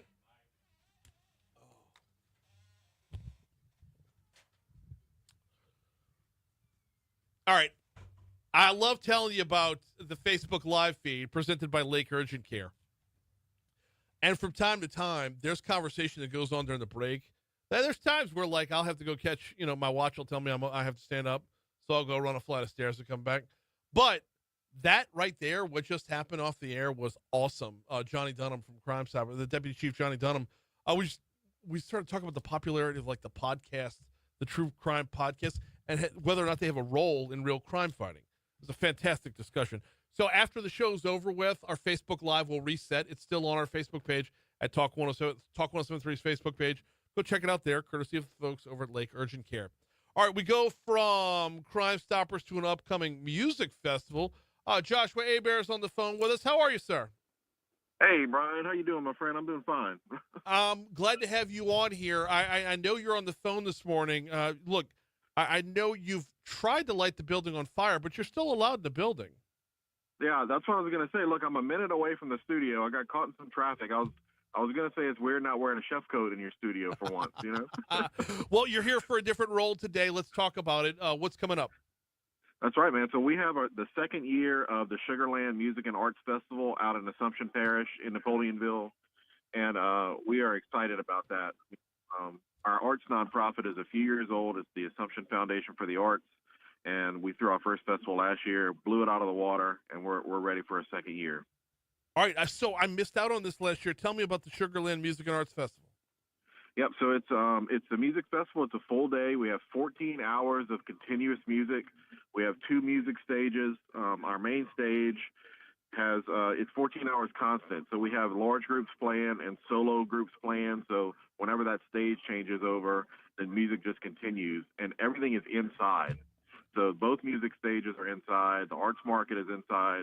We have some food trucks outside, the kids area, and it's really a great thing for the family to come out this weekend. Okay, so first and foremost, thank you. I think anybody who's in South Louisiana this time of year would very much appreciate Inside, not just for the heat, but the potential for rain as well. You don't want to commit That's right. to going to this thing, get out there only to have it rain out. That's right. That's one of the main draws for us.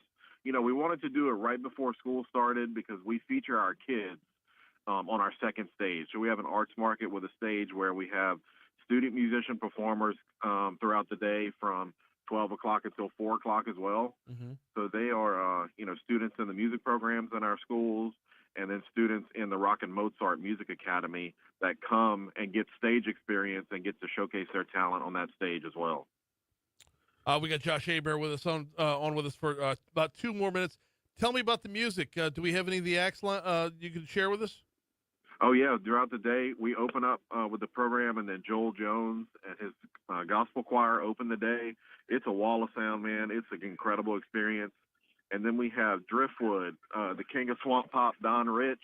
We have Ryan Forey and 4A Tradition, Awesome. Transit, Water's Edge, Dustin Ray Band. And then we have some solo artists, Caroline Theriault, Blake Dehart, Andrew Neil Landry, who's a phenom. That's you're going to hear his name in lights, see his name in lights, and Ali Fauché, which is the epitome of soul on stage. And then, like I said, on that second stage, it's student musicians throughout the day as well. Very cool stuff. Before we get you out of here, and I appreciate you hopping on very quickly. Before I get you out of here, where can folks go to buy tickets, or can they just show up and get in once they get out there? Yeah, so the website is sugarlandfest.org, or you can follow us on Facebook at Assumption Foundation for the Arts. It's 21 and older is just $5 for the whole day, for the whole 14-hour festival. 20 and under is free. And we want to shout out to our presenting sponsors, Boudreaux's Electrical Services and Melissa Woods Stredwick CPA. And we have a ton of other community partnerships that fund this festival and help us do our work as well. So, yeah, sugarlandfest.org. We'll give you all the information. Sugarlandfest.org is the website. Sugarlandfest.org. That .org is important because there's another Sugarland Fest somewhere else out there. He's Josh Hebert. Right. Appreciate you hopping on, man. Thank you, Brian. Thank you, man. You have a good weekend. You too. Here's news.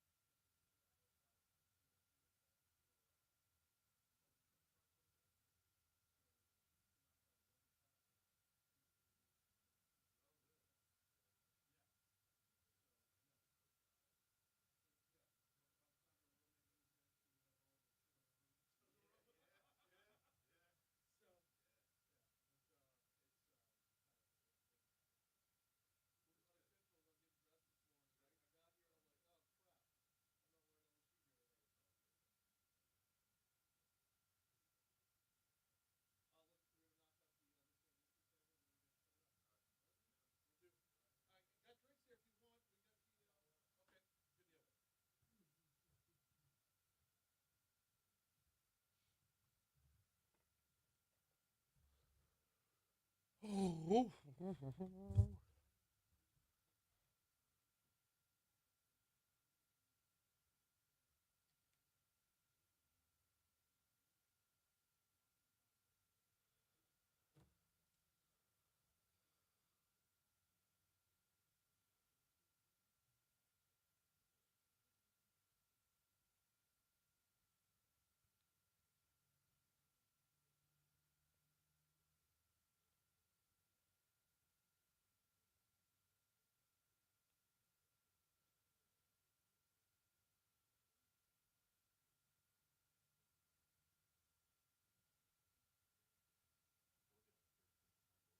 Wow.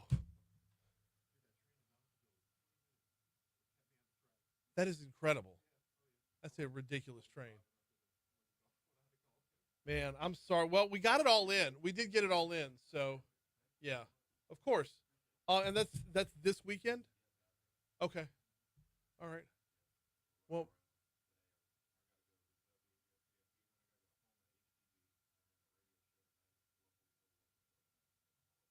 okay. Yeah.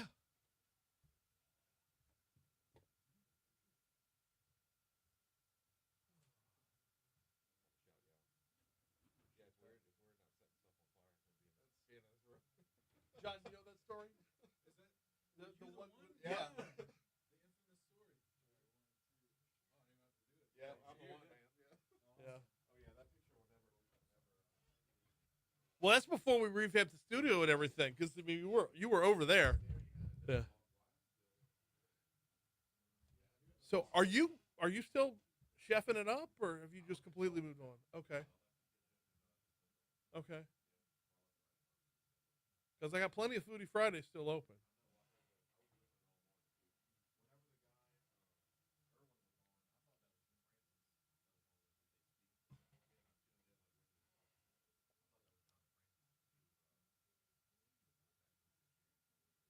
Leaders for a Better Louisiana? Yeah. Okay. Are you liking it? Good. That's awesome. Well, if there's anybody you want to send my way, we could do that too.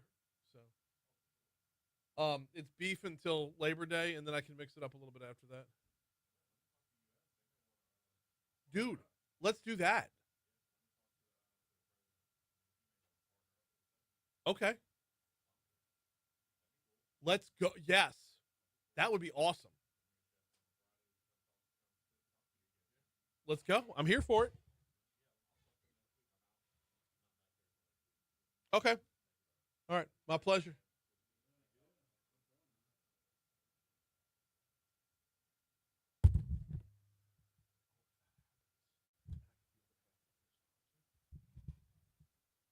To something like U.S. Foods, who's wide open to everything.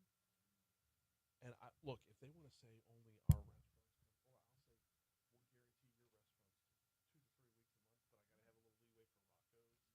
well, I'll say we'll guarantee your restaurants 2 to 3 weeks a month, but I got to have a little leeway for Rocco's, you know. But yeah.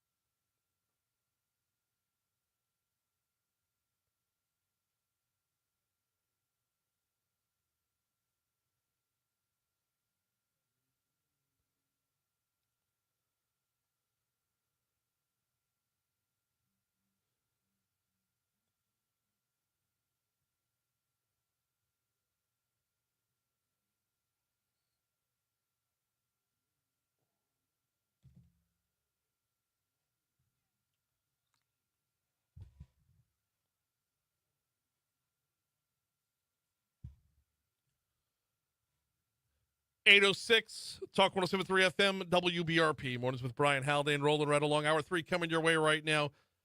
Whew. Moving, y'all. Moving quickly. Moving very quickly, and we're not stopping. LSU's interim president, Matt Lee, going to join us in our next segment. We are talking later on this hour with Sanella, and I hope I'm pronouncing her last name right, Agassi. She is with the old governor's mansion, and they've got a lot going on throughout the summer. And I could not be more happy than to speak with her and get us up to speed. So I've been to the old governor's mansion for a number of different events, but it's so much more than that. So we'll talk with Sanella coming up a little bit later on in the hour. Right now, though, before we start the third hour, before we formally start off the third hour, need to remind you about the folks over at Mathern's. Let me pull up that Mathern's Rewards app real quick, see what we've got going on as far as the deals are concerned this week. They launch the new deals of the week every Wednesday. And, okay. So right now, one of the deals of the week is a free bag of Supreme rice, the Supreme long grain rice. It's a 2-pound bag of long grain rice. If you're going to Mathern's and you're spending a minimum of $10, you throw that 2-pound bag of rice in your basket, and it is free. It is good to go. Also going on this week, they've got, let's see, Craven frozen potatoes are $1 off. They have got, who else is $1 off here? Oh, Frito-Lay, the big bags of chips are $1 off. Told you about the freebie with the Supreme Rice. They've got, so many coupons to list here. 50 cents off this, 75 cents off that. If you download the Mathern's Rewards app, which, by the way, they just revamped, and it is gorgeous. If you download the Mathern's Rewards app, you can take advantage of all the deals that they've got going on in the store, and it's catered to you and your location. So you could use it at all the locations, but, like, let's say you normally shop at the LSU location, it'll be catered around that. If you're at the Highland Road, the Kenilworth location, they can format it around that. But it all starts with downloading the Mathern's Rewards app today. All right, this day in history. Let's get it.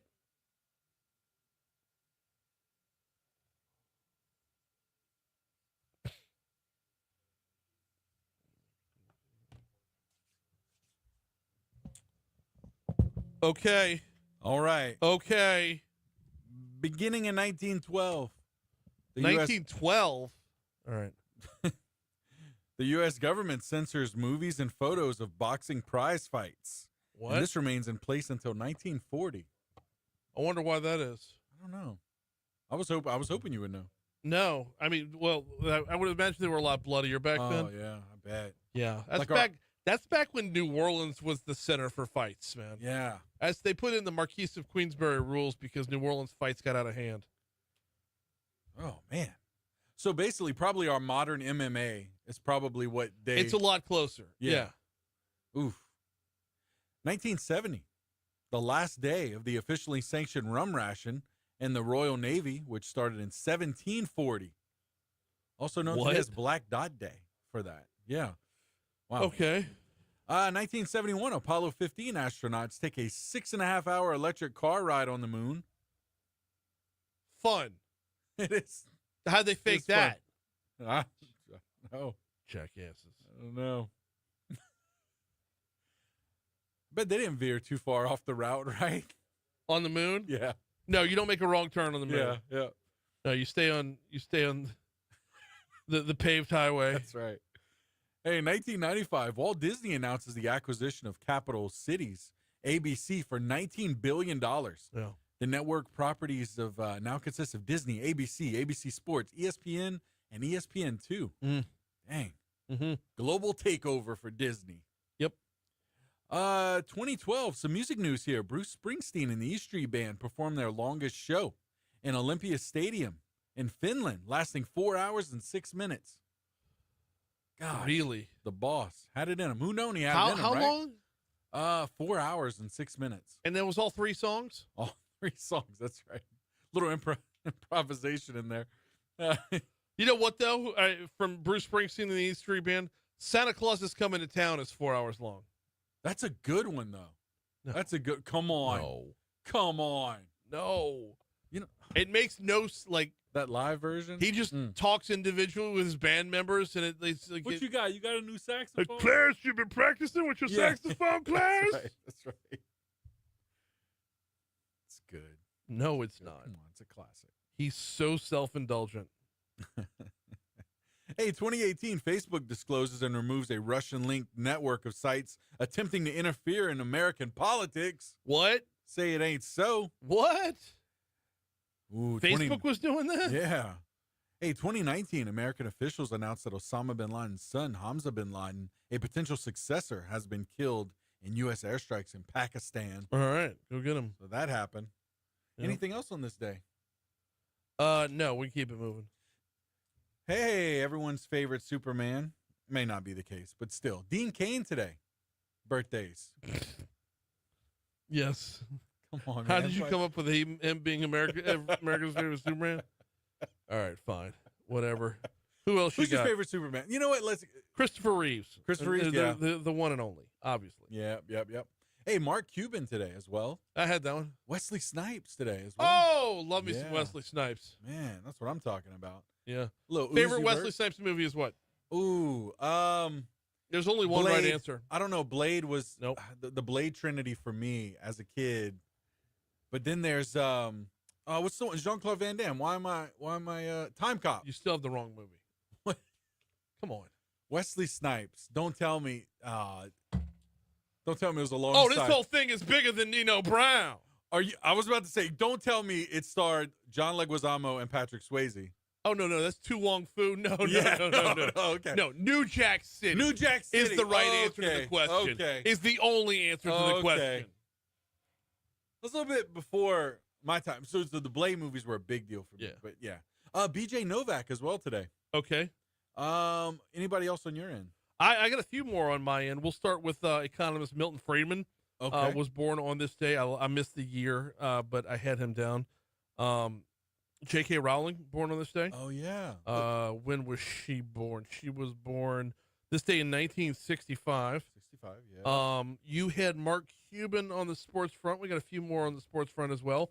Okay.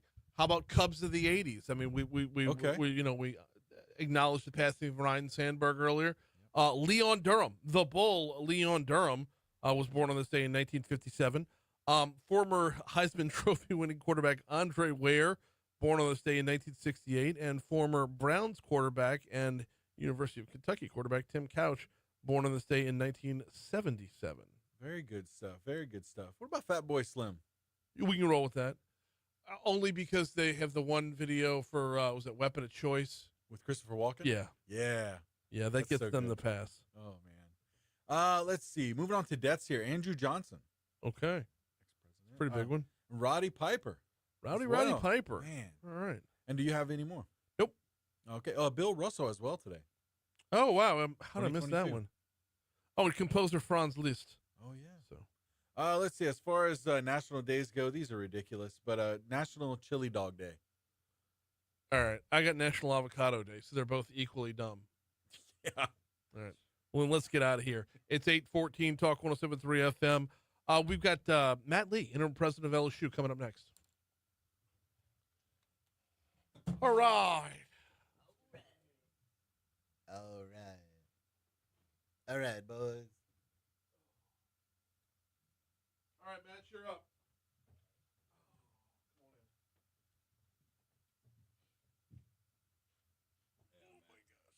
How you doing, sir? Sorry. Good to see you. Caught you Good to slipping. see you. Yeah. Bad on the way in. You guys get some pictures of it? Of course. Of course, yeah. Yep. So we'll talk a little bit about your path to get there, to get where you are. Okay. Why you took the gig. Mm-hmm. Do you want the gig permanently? We'll see. Yeah.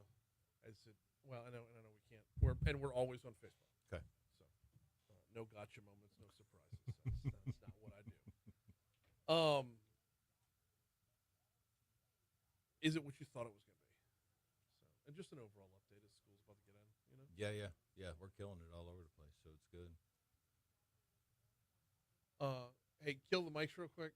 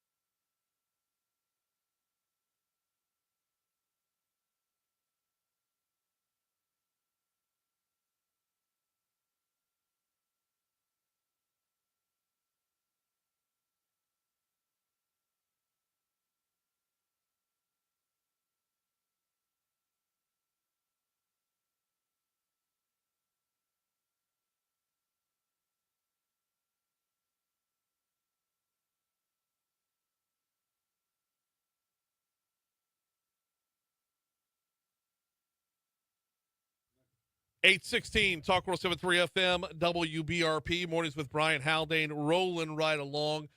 We are not far away from school getting back in. That's on all levels, K through 12. And then, of course, when you get up to the college level as well, LSU will be back in before you know it. We have interim president Matt Lee in with us. How are you, sir? Doing great, Brian. Good to see you. No, glad to have you on here. Very, very much appreciative of you stopping by.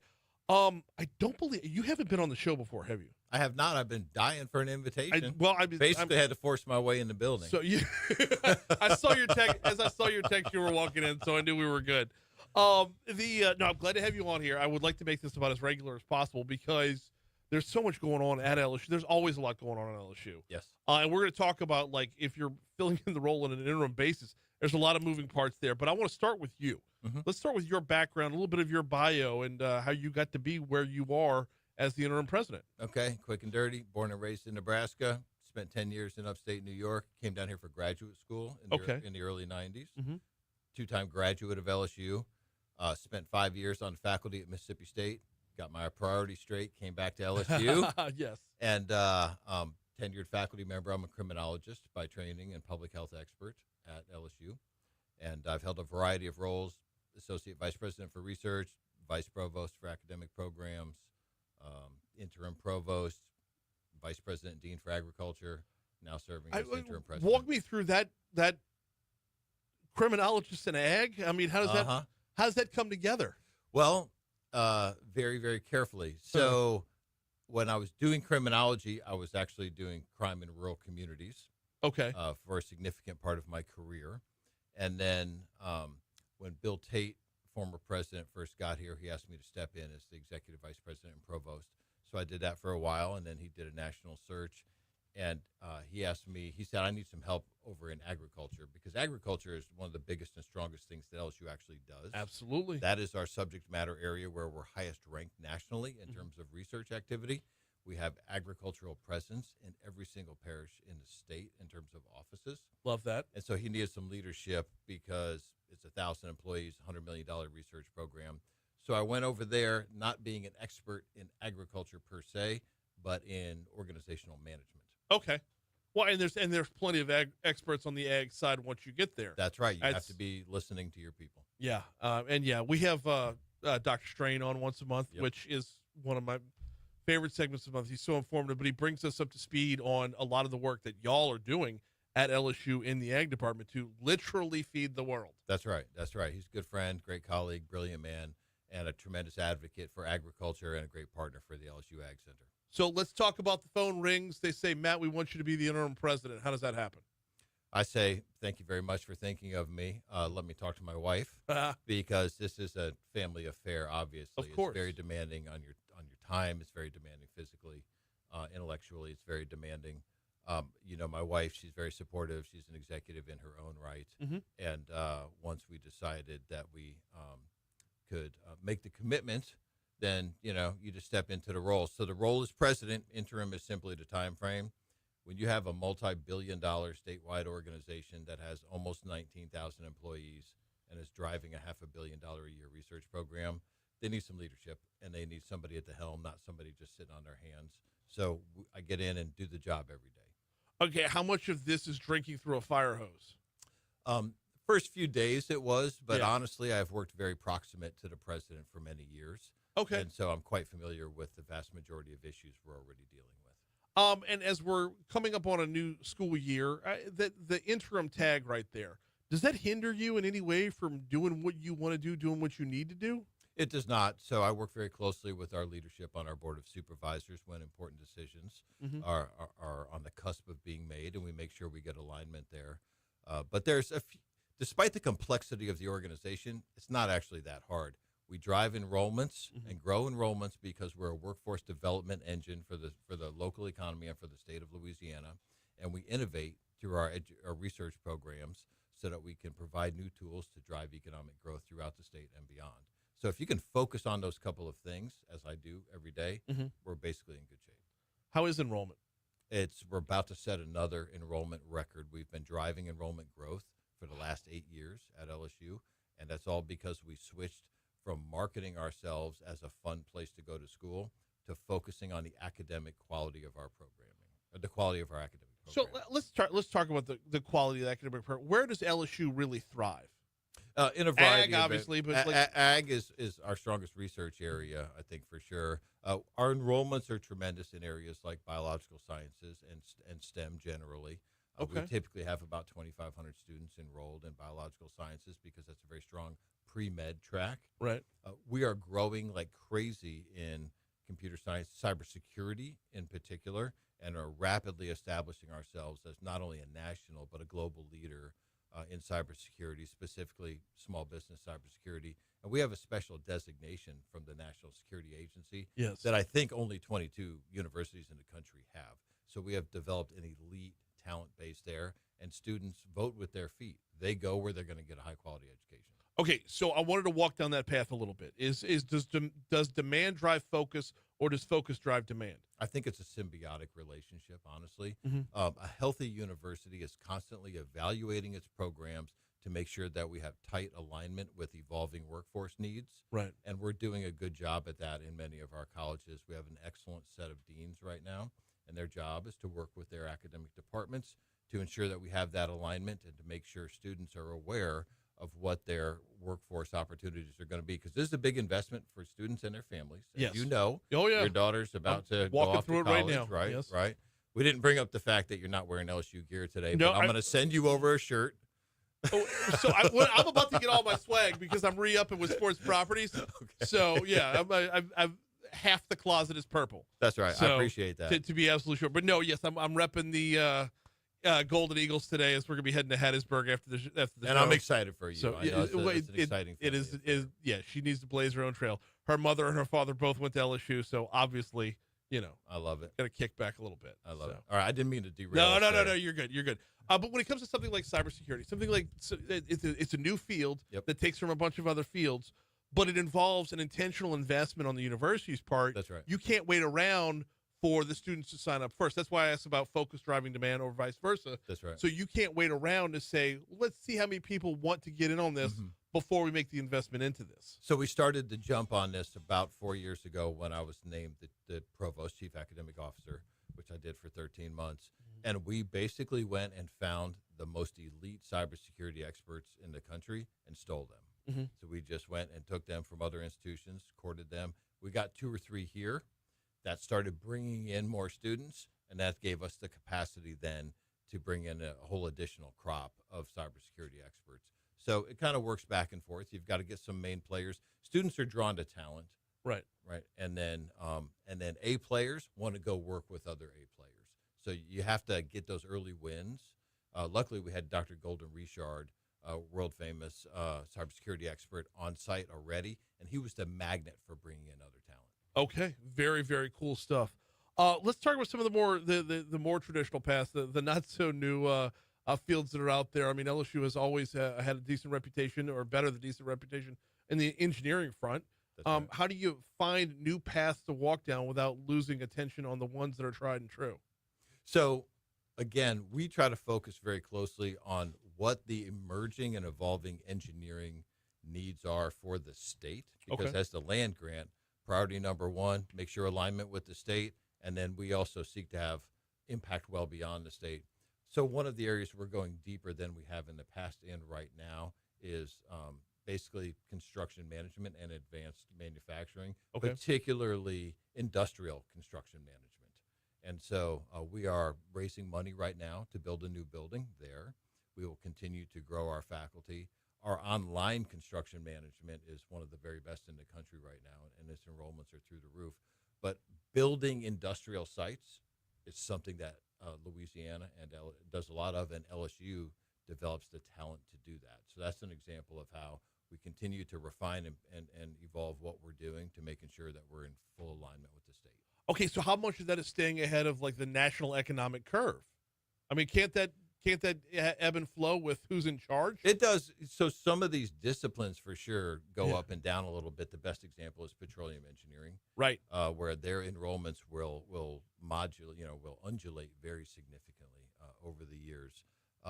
But to be fair, I mean, to be really honest with you, when you are a highly ranked, elite public institution like us, I mean, this is a tough playing field. You have to be in shape. It's just like national championship athletics. You have to be getting after it all the time. And so it is tough to remain at the top, but we have tremendous support from our legislators, tremendous support from Governor Landry.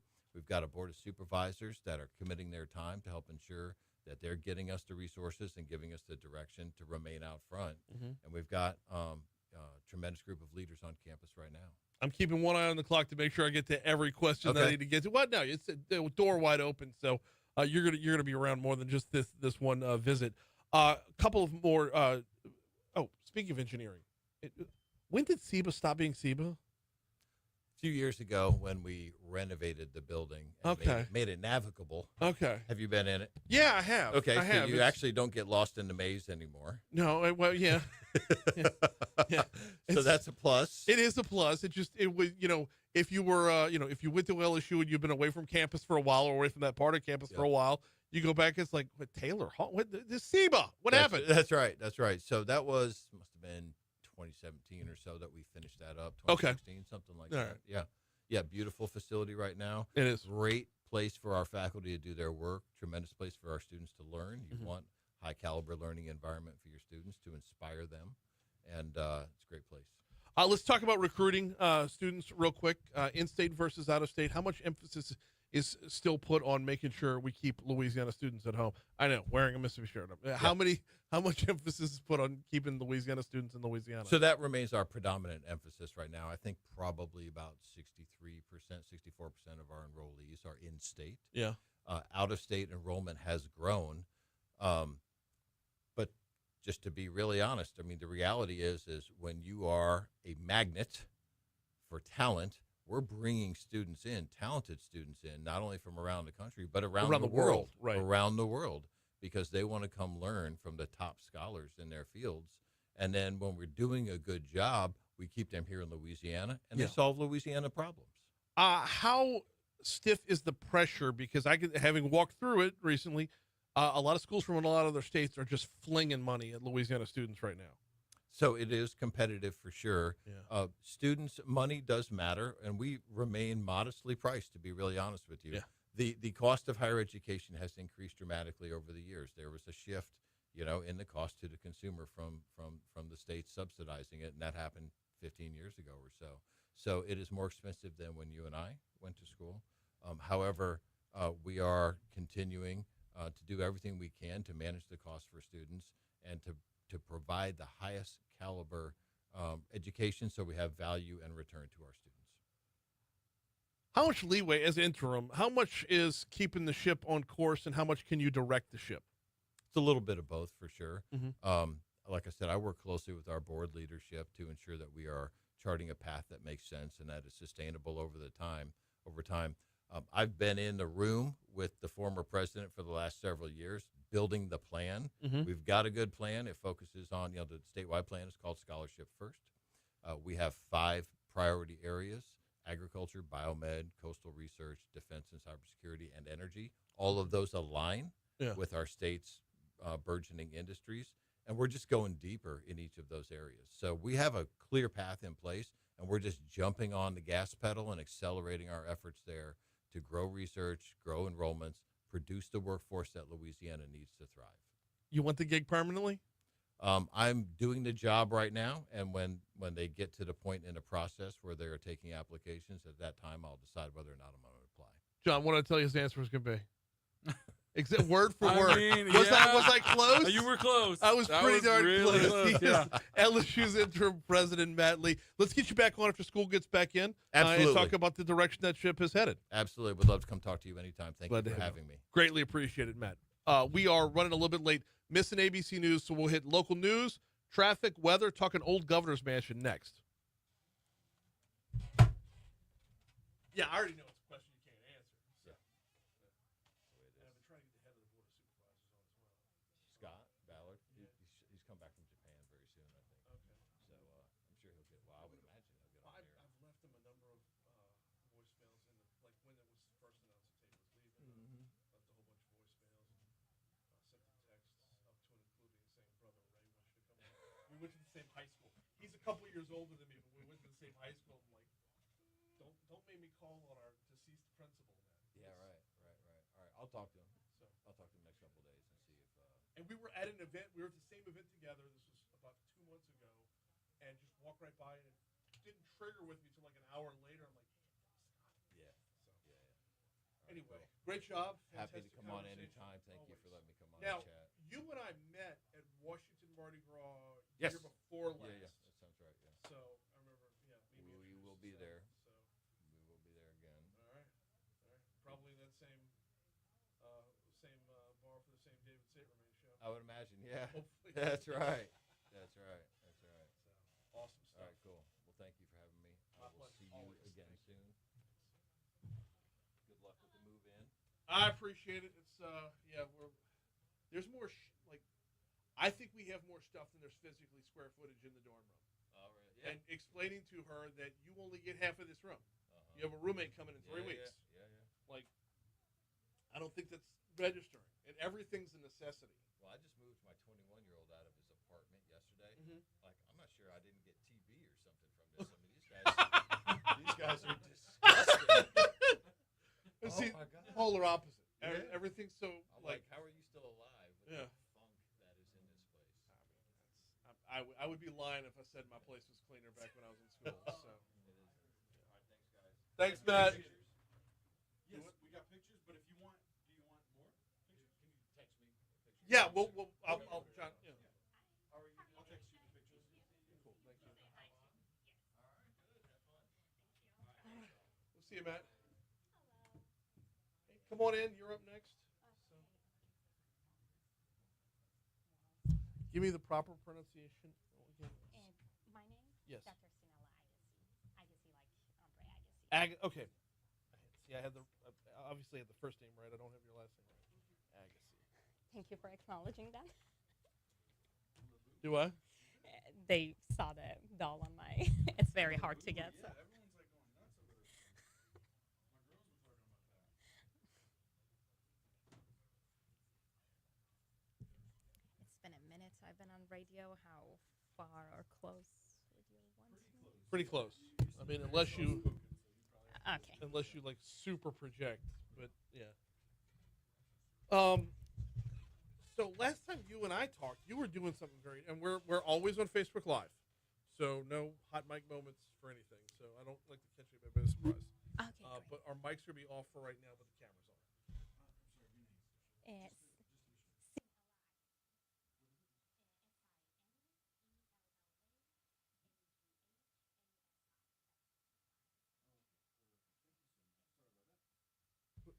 You were with, was it like Kids Symphony or something like that? Or Kids Orchestra, that's what it was.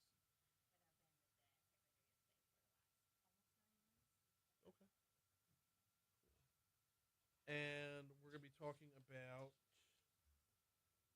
reading at the mansion and fall into history? Okay.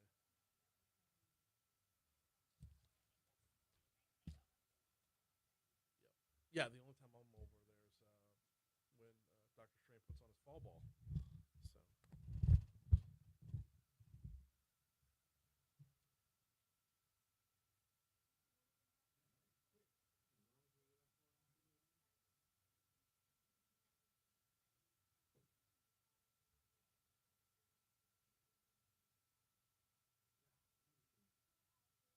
No, it's supposed to rain to cool it off.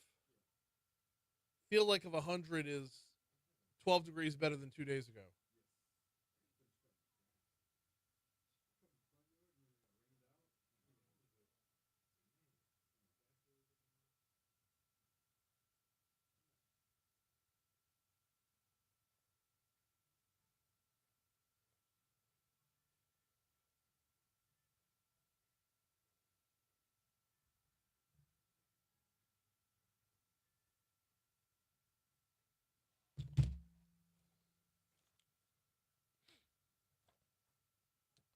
.836 Talk 107.3 FM WBRP. We're going to keep it moving in just a second. I do need 60 seconds to remind you about the folks over at Vex European. VexEuropean.com is the website. If you drive your European vehicle, you need to check them out. Go to VexEuropean.com, hit the little drop-down tab where it says vehicles, and see if your car is on there. If your car is on there, if your make of car is on there, you're going to have a master level, expert level technician in your vehicle. Mercedes, BMW, Audi, Land Rover, Jaguar. Jaguar, especially right now, as the dealership closed a little bit over a month ago, you're not homeless anymore. You've got a place to take your vehicle. If you used to take your vehicle, your Jaguar, to the Jaguar dealership, give Vex European a shot. You're not going to find better service anywhere. I can say that because I drive a 2007 Mercedes. I drive a Mercedes that's old enough to vote. and Vinny and his team take care of my car. I could not be happier with the results. I mean, to get an 18-year-old vehicle that stay with the giddy up that it's always had, it's a testament to the work that they do and the level of expertise that you will get over at Vex European and VexEuropean.com. All right, time to check in on the old Governor's Mansion. It wasn't that long ago we checked in at the old state capitol, so why not go around the corner from there, and or it's just up the street from there. Dr. Sanella Agassi is with us. Good morning. How are you? Good morning, Brian. Good. Thank you. How are you doing? Glad to have you on. I'm doing very, very well. There's a lot going on over at the old Governor's Mansion, but I want to start before we get into some of the individual programs. Just tell me about the building. Tell me about the history. Tell me about it. I mean, not just with the events, but it's just open to the public and here for us to consume. Right, absolutely. So the old Governor's Mansion was built in 1929 during the Great Depression by Huey Long, one of the most fascinating characters in Louisiana's history. And it was the house for 9 Louisiana governors who lived there. So it's a former executive home. It's a beautiful place, truly a hidden gem that many people don't know about it, and they don't know that we are free and open. Last year, we saw 10,000 people from out of state and out of country, but we are still working to raise awareness more about our local residents, knowing that we are very much operating, our doors are open, our docents are out there and eager to share the pieces of history. What can we get when we get there? What kind of pieces of history are highlighted? So we have artifacts for many of the governors who have lived there. There are several different bedrooms. A lot of people have come to the mansion, to the East Room, where they have been wedded, or there have been a lot of events. But many people have not taken the next step to the second floor, where a lot of the artifacts from the governors are on display. So we are the house, and we are sharing stories about the house life of the governors, their wives, their children, and we are always touring. And we have had some characters as governors, so I mean, I'm sure there's some stories to tell. Absolutely. And I got to admit, I'm in that number. I've been to the old Governor's Mansion a number of times for events, but didn't even know you could go to the second floor. Right. No, very, very cool stuff. We've got Dr. Sanella Agassi in with us talking about the old Governor's Mansion. What is reading at the mansion? So we have recently joined Free Fair Sundays, a great initiative that a lot of museums, especially in downtown, take part in. And it is just a time on Sunday, the first Sunday of each month, that we open our doors free. We are under Secretary of State. We are always free, but I think these Sunday hours allow more flexibility for our Baton Rouge residents to come in and just be a tourist in their own hometown. So we are open typically 12 to 4 p.m. and we are more actively. We have a lot of volunteers. We have all of our staff members touring. So sometimes people take the self-guided tour, but it's a very different story when someone who knows the story, who knows them intimately, they are telling and sharing the stories. But this upcoming Free Fair Sunday, August 3rd, from 12 to 4, we are partnering with one of the gems of Baton Rouge City, East Baton Rouge Parish Library System, and we are doing Reading at the Mansion, mainly targeting toddler to elementary students. They can come in, and there will be storytelling moments, there will be activities, so it doesn't matter what age you are, you can always tour the mansion, or if you have children of younger age, then they can participate in this program. Well, walk me through that, because there's a little bit of I don't think that the children that young are really dialed into Louisiana history. So you've got, two different groups you're targeting here. Absolutely, yes. And, we always think of ourselves as a Louisiana gem in general. So we tell the Louisiana stories. So in this case, because children are young, it's whether it's a Pelicans story or the Cajun culture or the food that we eat. It doesn't necessarily have to be politics or governors, but we want to tell Louisiana stories. Want to go back to the top of the page here. You said 9 different governors lived in that place.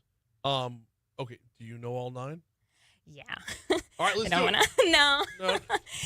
Well, Huey Long, Long, Sam Jones, O.K. Allen, and King.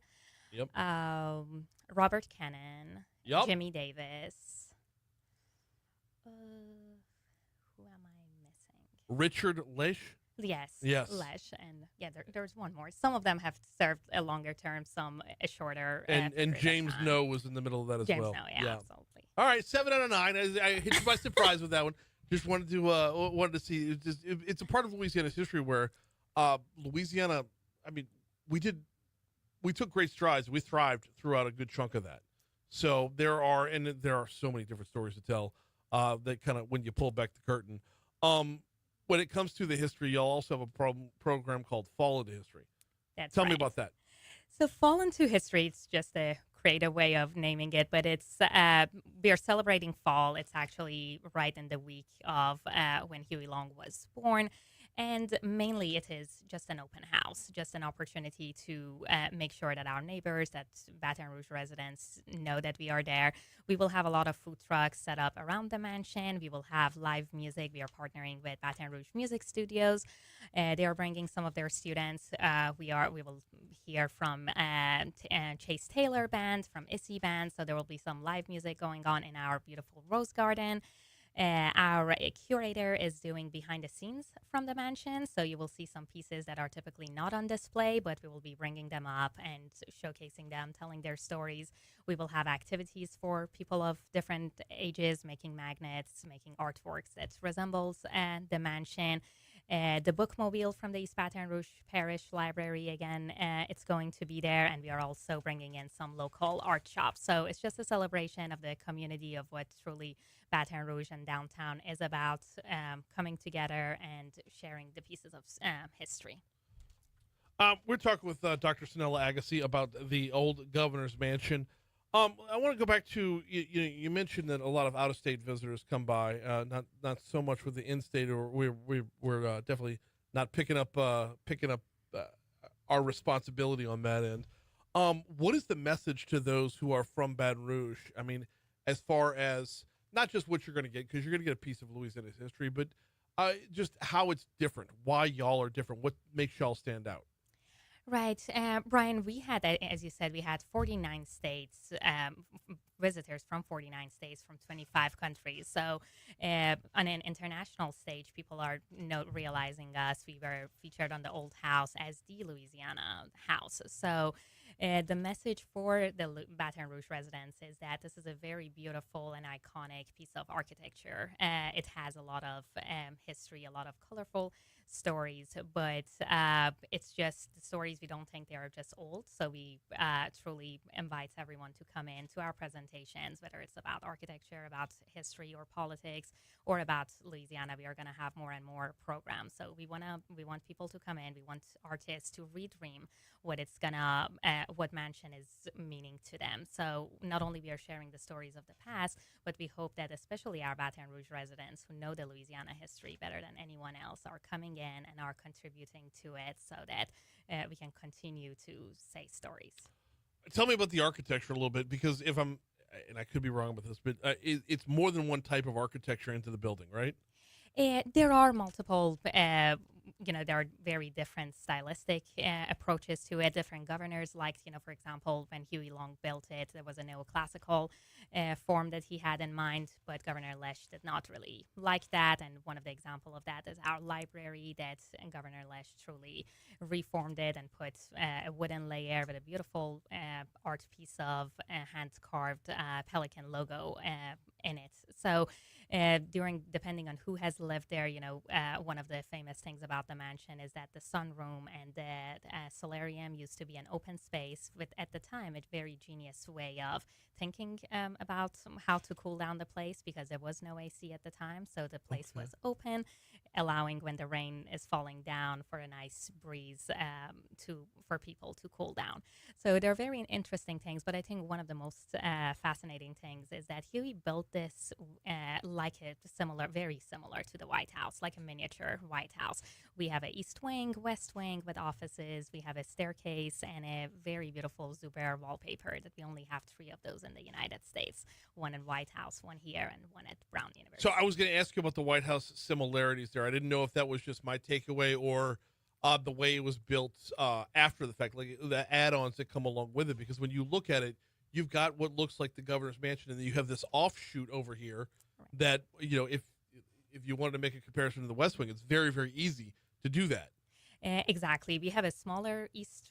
We don't have a full east room. We have a east room. We don't have an east wing, but we have a very complete west wing. So that's why you see of a little bit of an extended situation. But we even have an oval office. It's a very small oval shaped. It's not an office, contrary to what people think, but it was used to play card games, and that's especially for women and children to play at. But Huey built this because he believed that he's going to become a president. So the story is he wanted to know where the light switches are once he gets to the White House and be really comfortable. So this mansion was built with that in mind. Oh, very cool stuff. All right. So admittedly, there's a whole lot I don't know about the old governor's mansion. I need to make my way over there to be sure. Give us the times again that y'all are open. We are open Monday through Friday from 9 a.m. to 4 p.m., free to public. We are also open on the Free First Sunday of each month, Free First Sunday from 12 to 4 p.m., unless there are special events. Built by Huey Long, but full of stories from a lot more than just Huey Long. You can get all of Louisiana's history within the old governor's mansion. It's right there on North Boulevard. It'd be built up on the hill the way it's built up. It's right. I would imagine that's another one of Huey's little quirks. Possibly, yeah. It's good stuff. If you want to go check it out, you know where to find it. She is Dr. Sanella Agassi. I appreciate a couple minutes this morning. Thank you so much, Brian. Thank you. We got Your Money Now coming up 1 minute from right now. Do need to remind you about the Louisiana Beef Industry Council. BeefIt'sWhat'sForDinner.com is the website. BeefIt'sWhat'sForDinner.com. I'm going to be out tomorrow, so I will. I'm not doing the Foodie Friday. We will see. I know. We have it built into the schedule, though, so been taking my daughter to college, but we will have a guest host in here. Anyway, we'll pick back up with Foodie Friday next Friday. All right, can I counterbalance me being out tomorrow with telling you who's coming up next Friday? Okay, I'll accept it. All right, Rocco. Oh. Yeah. Well, Make it all better, come right? on. Yep. And when was the last time we had a roast beef from Rocco's, right? Yes. So Rocco will be in next Friday. Look, Foodie Friday, it's not just about Rocco, although we do love having him on. It's about making sure you're upping your game in your kitchen, making sure you're upping your game on your grill. We've got tips, we've got tricks, we've got hacks, we've got recipes, we've got information to share where when you throw beef on that grill, you know what you're doing. In fact, on Brian's Big Adventure, go back and check those pictures out. We did some steak. We did a steak night while we were RVing. I don't mind patting myself on the back. Yeah, we can throw down. I don't need a home field advantage when I'm grilling. And a lot of that is because of what I've learned along the way through Foodie Friday, which is presented by the Louisiana Beef Industry Council. It's 8:50. Here's Your Money Now. Thank you so much. Thank you. I greatly appreciate it. Yeah, I need to come by. Please do. I will give you a private tour myself, happily. Yeah, very, very much appreciate that. I'm a huge fan of just how dirty we've been. I know. The stories are not always yay, but I think there's a lot to learn from. So. The long, not Earl. Who was the long that had Blaze? That's our Long, brother of Huey Long. Yeah. Okay, so that was Earl Long. We have the coat of Blaze.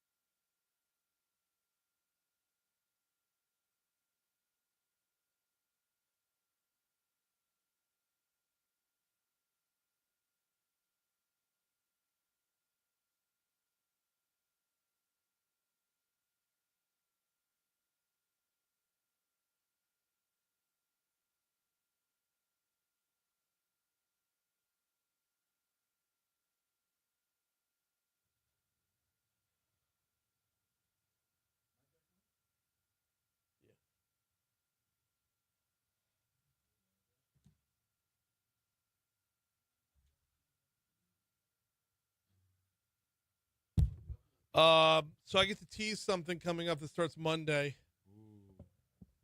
When we come back in, there's a new radio show out there, and I can't wait to dig in on it.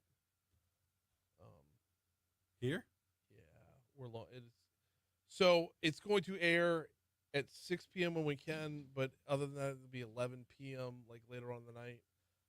It's the only place we could fit it in. All right. But it's not it won't be in the same place every day of the week. Okay. So, but as often as we can get it in, we're going to. Very cool.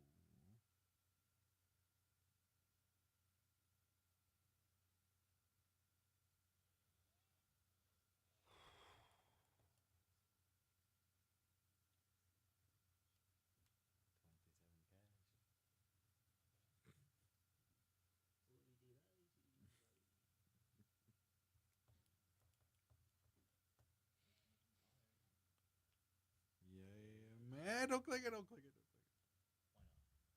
Because I already got it queued up. But if you click it, then I got to restart. Then I got to find the video again. I got to get to the same spot.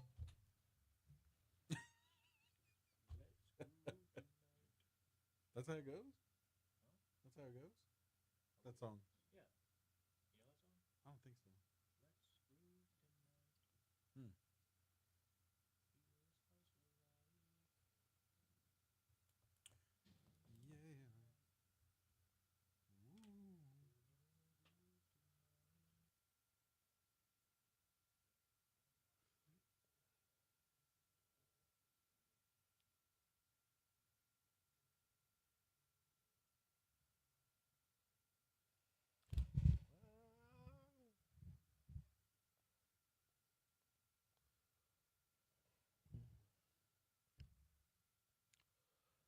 8:55 Talk 107.3 FM WBRP mornings with Brian Haldane rolling right along. About to hand off to Moon Griffon.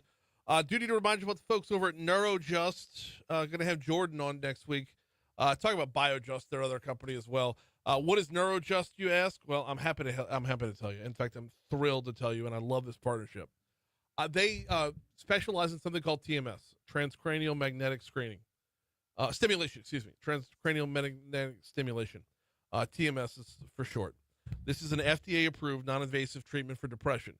If you know someone who suffers from depression and anxiety, and look, there's nothing wrong with sitting down with a therapist and having a little face-to-face therapy, right? And the repercussions of that are more often than not going to be some kind of prescription. Well, prescriptions can have side effects. Prescriptions can cause addiction, lead to addiction. Prescriptions can also have diminishing returns. If you want an alternative to that, if you want something that is non-invasive and has a 70 to 80% response rate, give Neurojust a look. Neurojust.com, Neurojust, Neurojust.com. Response rates of 70 to 80%, remission rates of 60 to 70%. And like we said, there's no side effects because you're not taking pills here. These are magnetic waves that help calm the seas that are your mind. If you suffer from anxiety and depression, you already know that it's a constant fight or flight battle, and it's just exhausting. There's a better way out there. It's called TMS, and that's what they do over at Neurojust. We don't have enough time left in the show to dive into a whole other segment. I do want to thank everybody who was on the show today, from Dr. Sinella to Matt Lee to Josh Hebert to Johnny Dunham, Barry Erwin, and then, of course, another great Legally Served with Franz Borghardt back in the 6 o'clock hour. And I also kind of want to look ahead. I'll be out tomorrow, but I will be back on Monday. I'll be out tomorrow because I'm taking my daughter to Chris and I are taking our oldest to college. She's involved in a program that gets her in a couple weeks early. That's great, blah, blah, blah. But, man, it got real fast, y'all. This is, as a parent, it's going to be a rough day. But once we're back at it on Monday, a conversation that I'm very much looking forward to is with a man named James Golden. All right, talk radio fans in general, old school, like long time talk radio fans. I need your ear for about 30 seconds, maybe a little bit more. James Golden hosts a show called The Rush Hour. And we're going to start picking that up here every day that we can in the 6 o'clock hour. Now, there's some conflicts along the way, whether you're talking about Let's Go Fishing with Kevin Ford or Tiger Rag Radio. But Monday, Wednesday, Friday, we're going to pick up the Rush Hour with James Golden. Why is a show with James Golden called the Rush Hour? Emphasis on the word rush right there. Most of you probably don't know the name James Golden. But if you've been a talk radio listener for any length of time, you know the name Bo Snerdley. Remember Bo Snerdley? Rush Limbaugh's right hand. Mr. Snerdley has his own show now. I've gotten to see him speak in public. I got to meet him. He's an incredibly, he's a fascinating dude. He's an eclectic dude. He's a different dude. And he is going to bring to Baton Rouge Radio something that I'm not 100% sure we're ready for. But don't look for a repeat of the Rush Limbaugh show.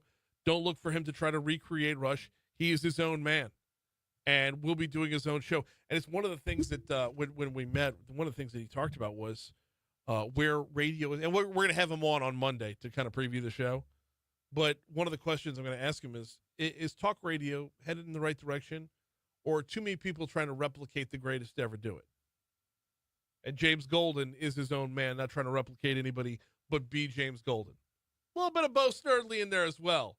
But we'll talk with him on Monday. All right, I got to get out of here. Y'all have a great weekend. We will see you on Monday. And, of course, we'll have a guest host in tomorrow.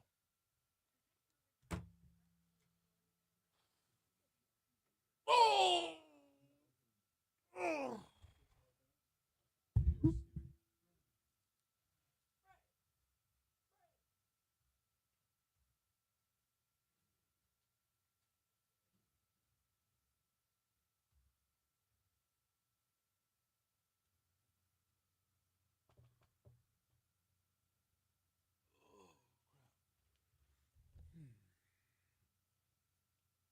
I'm going to have to take over a good chunk. 10 a.m., I believe I've got an interview with Lake Urgent Care, which will air tomorrow. Oh, okay. Yeah, I should be out by 10. I'll probably be out. I'm try to get out pretty quick today. My daughter's got dentist appointments today. So. Yeah. Facebook sign off? Or? Oh, Facebook, we'll see y'all later. Later. See y'all tomorrow.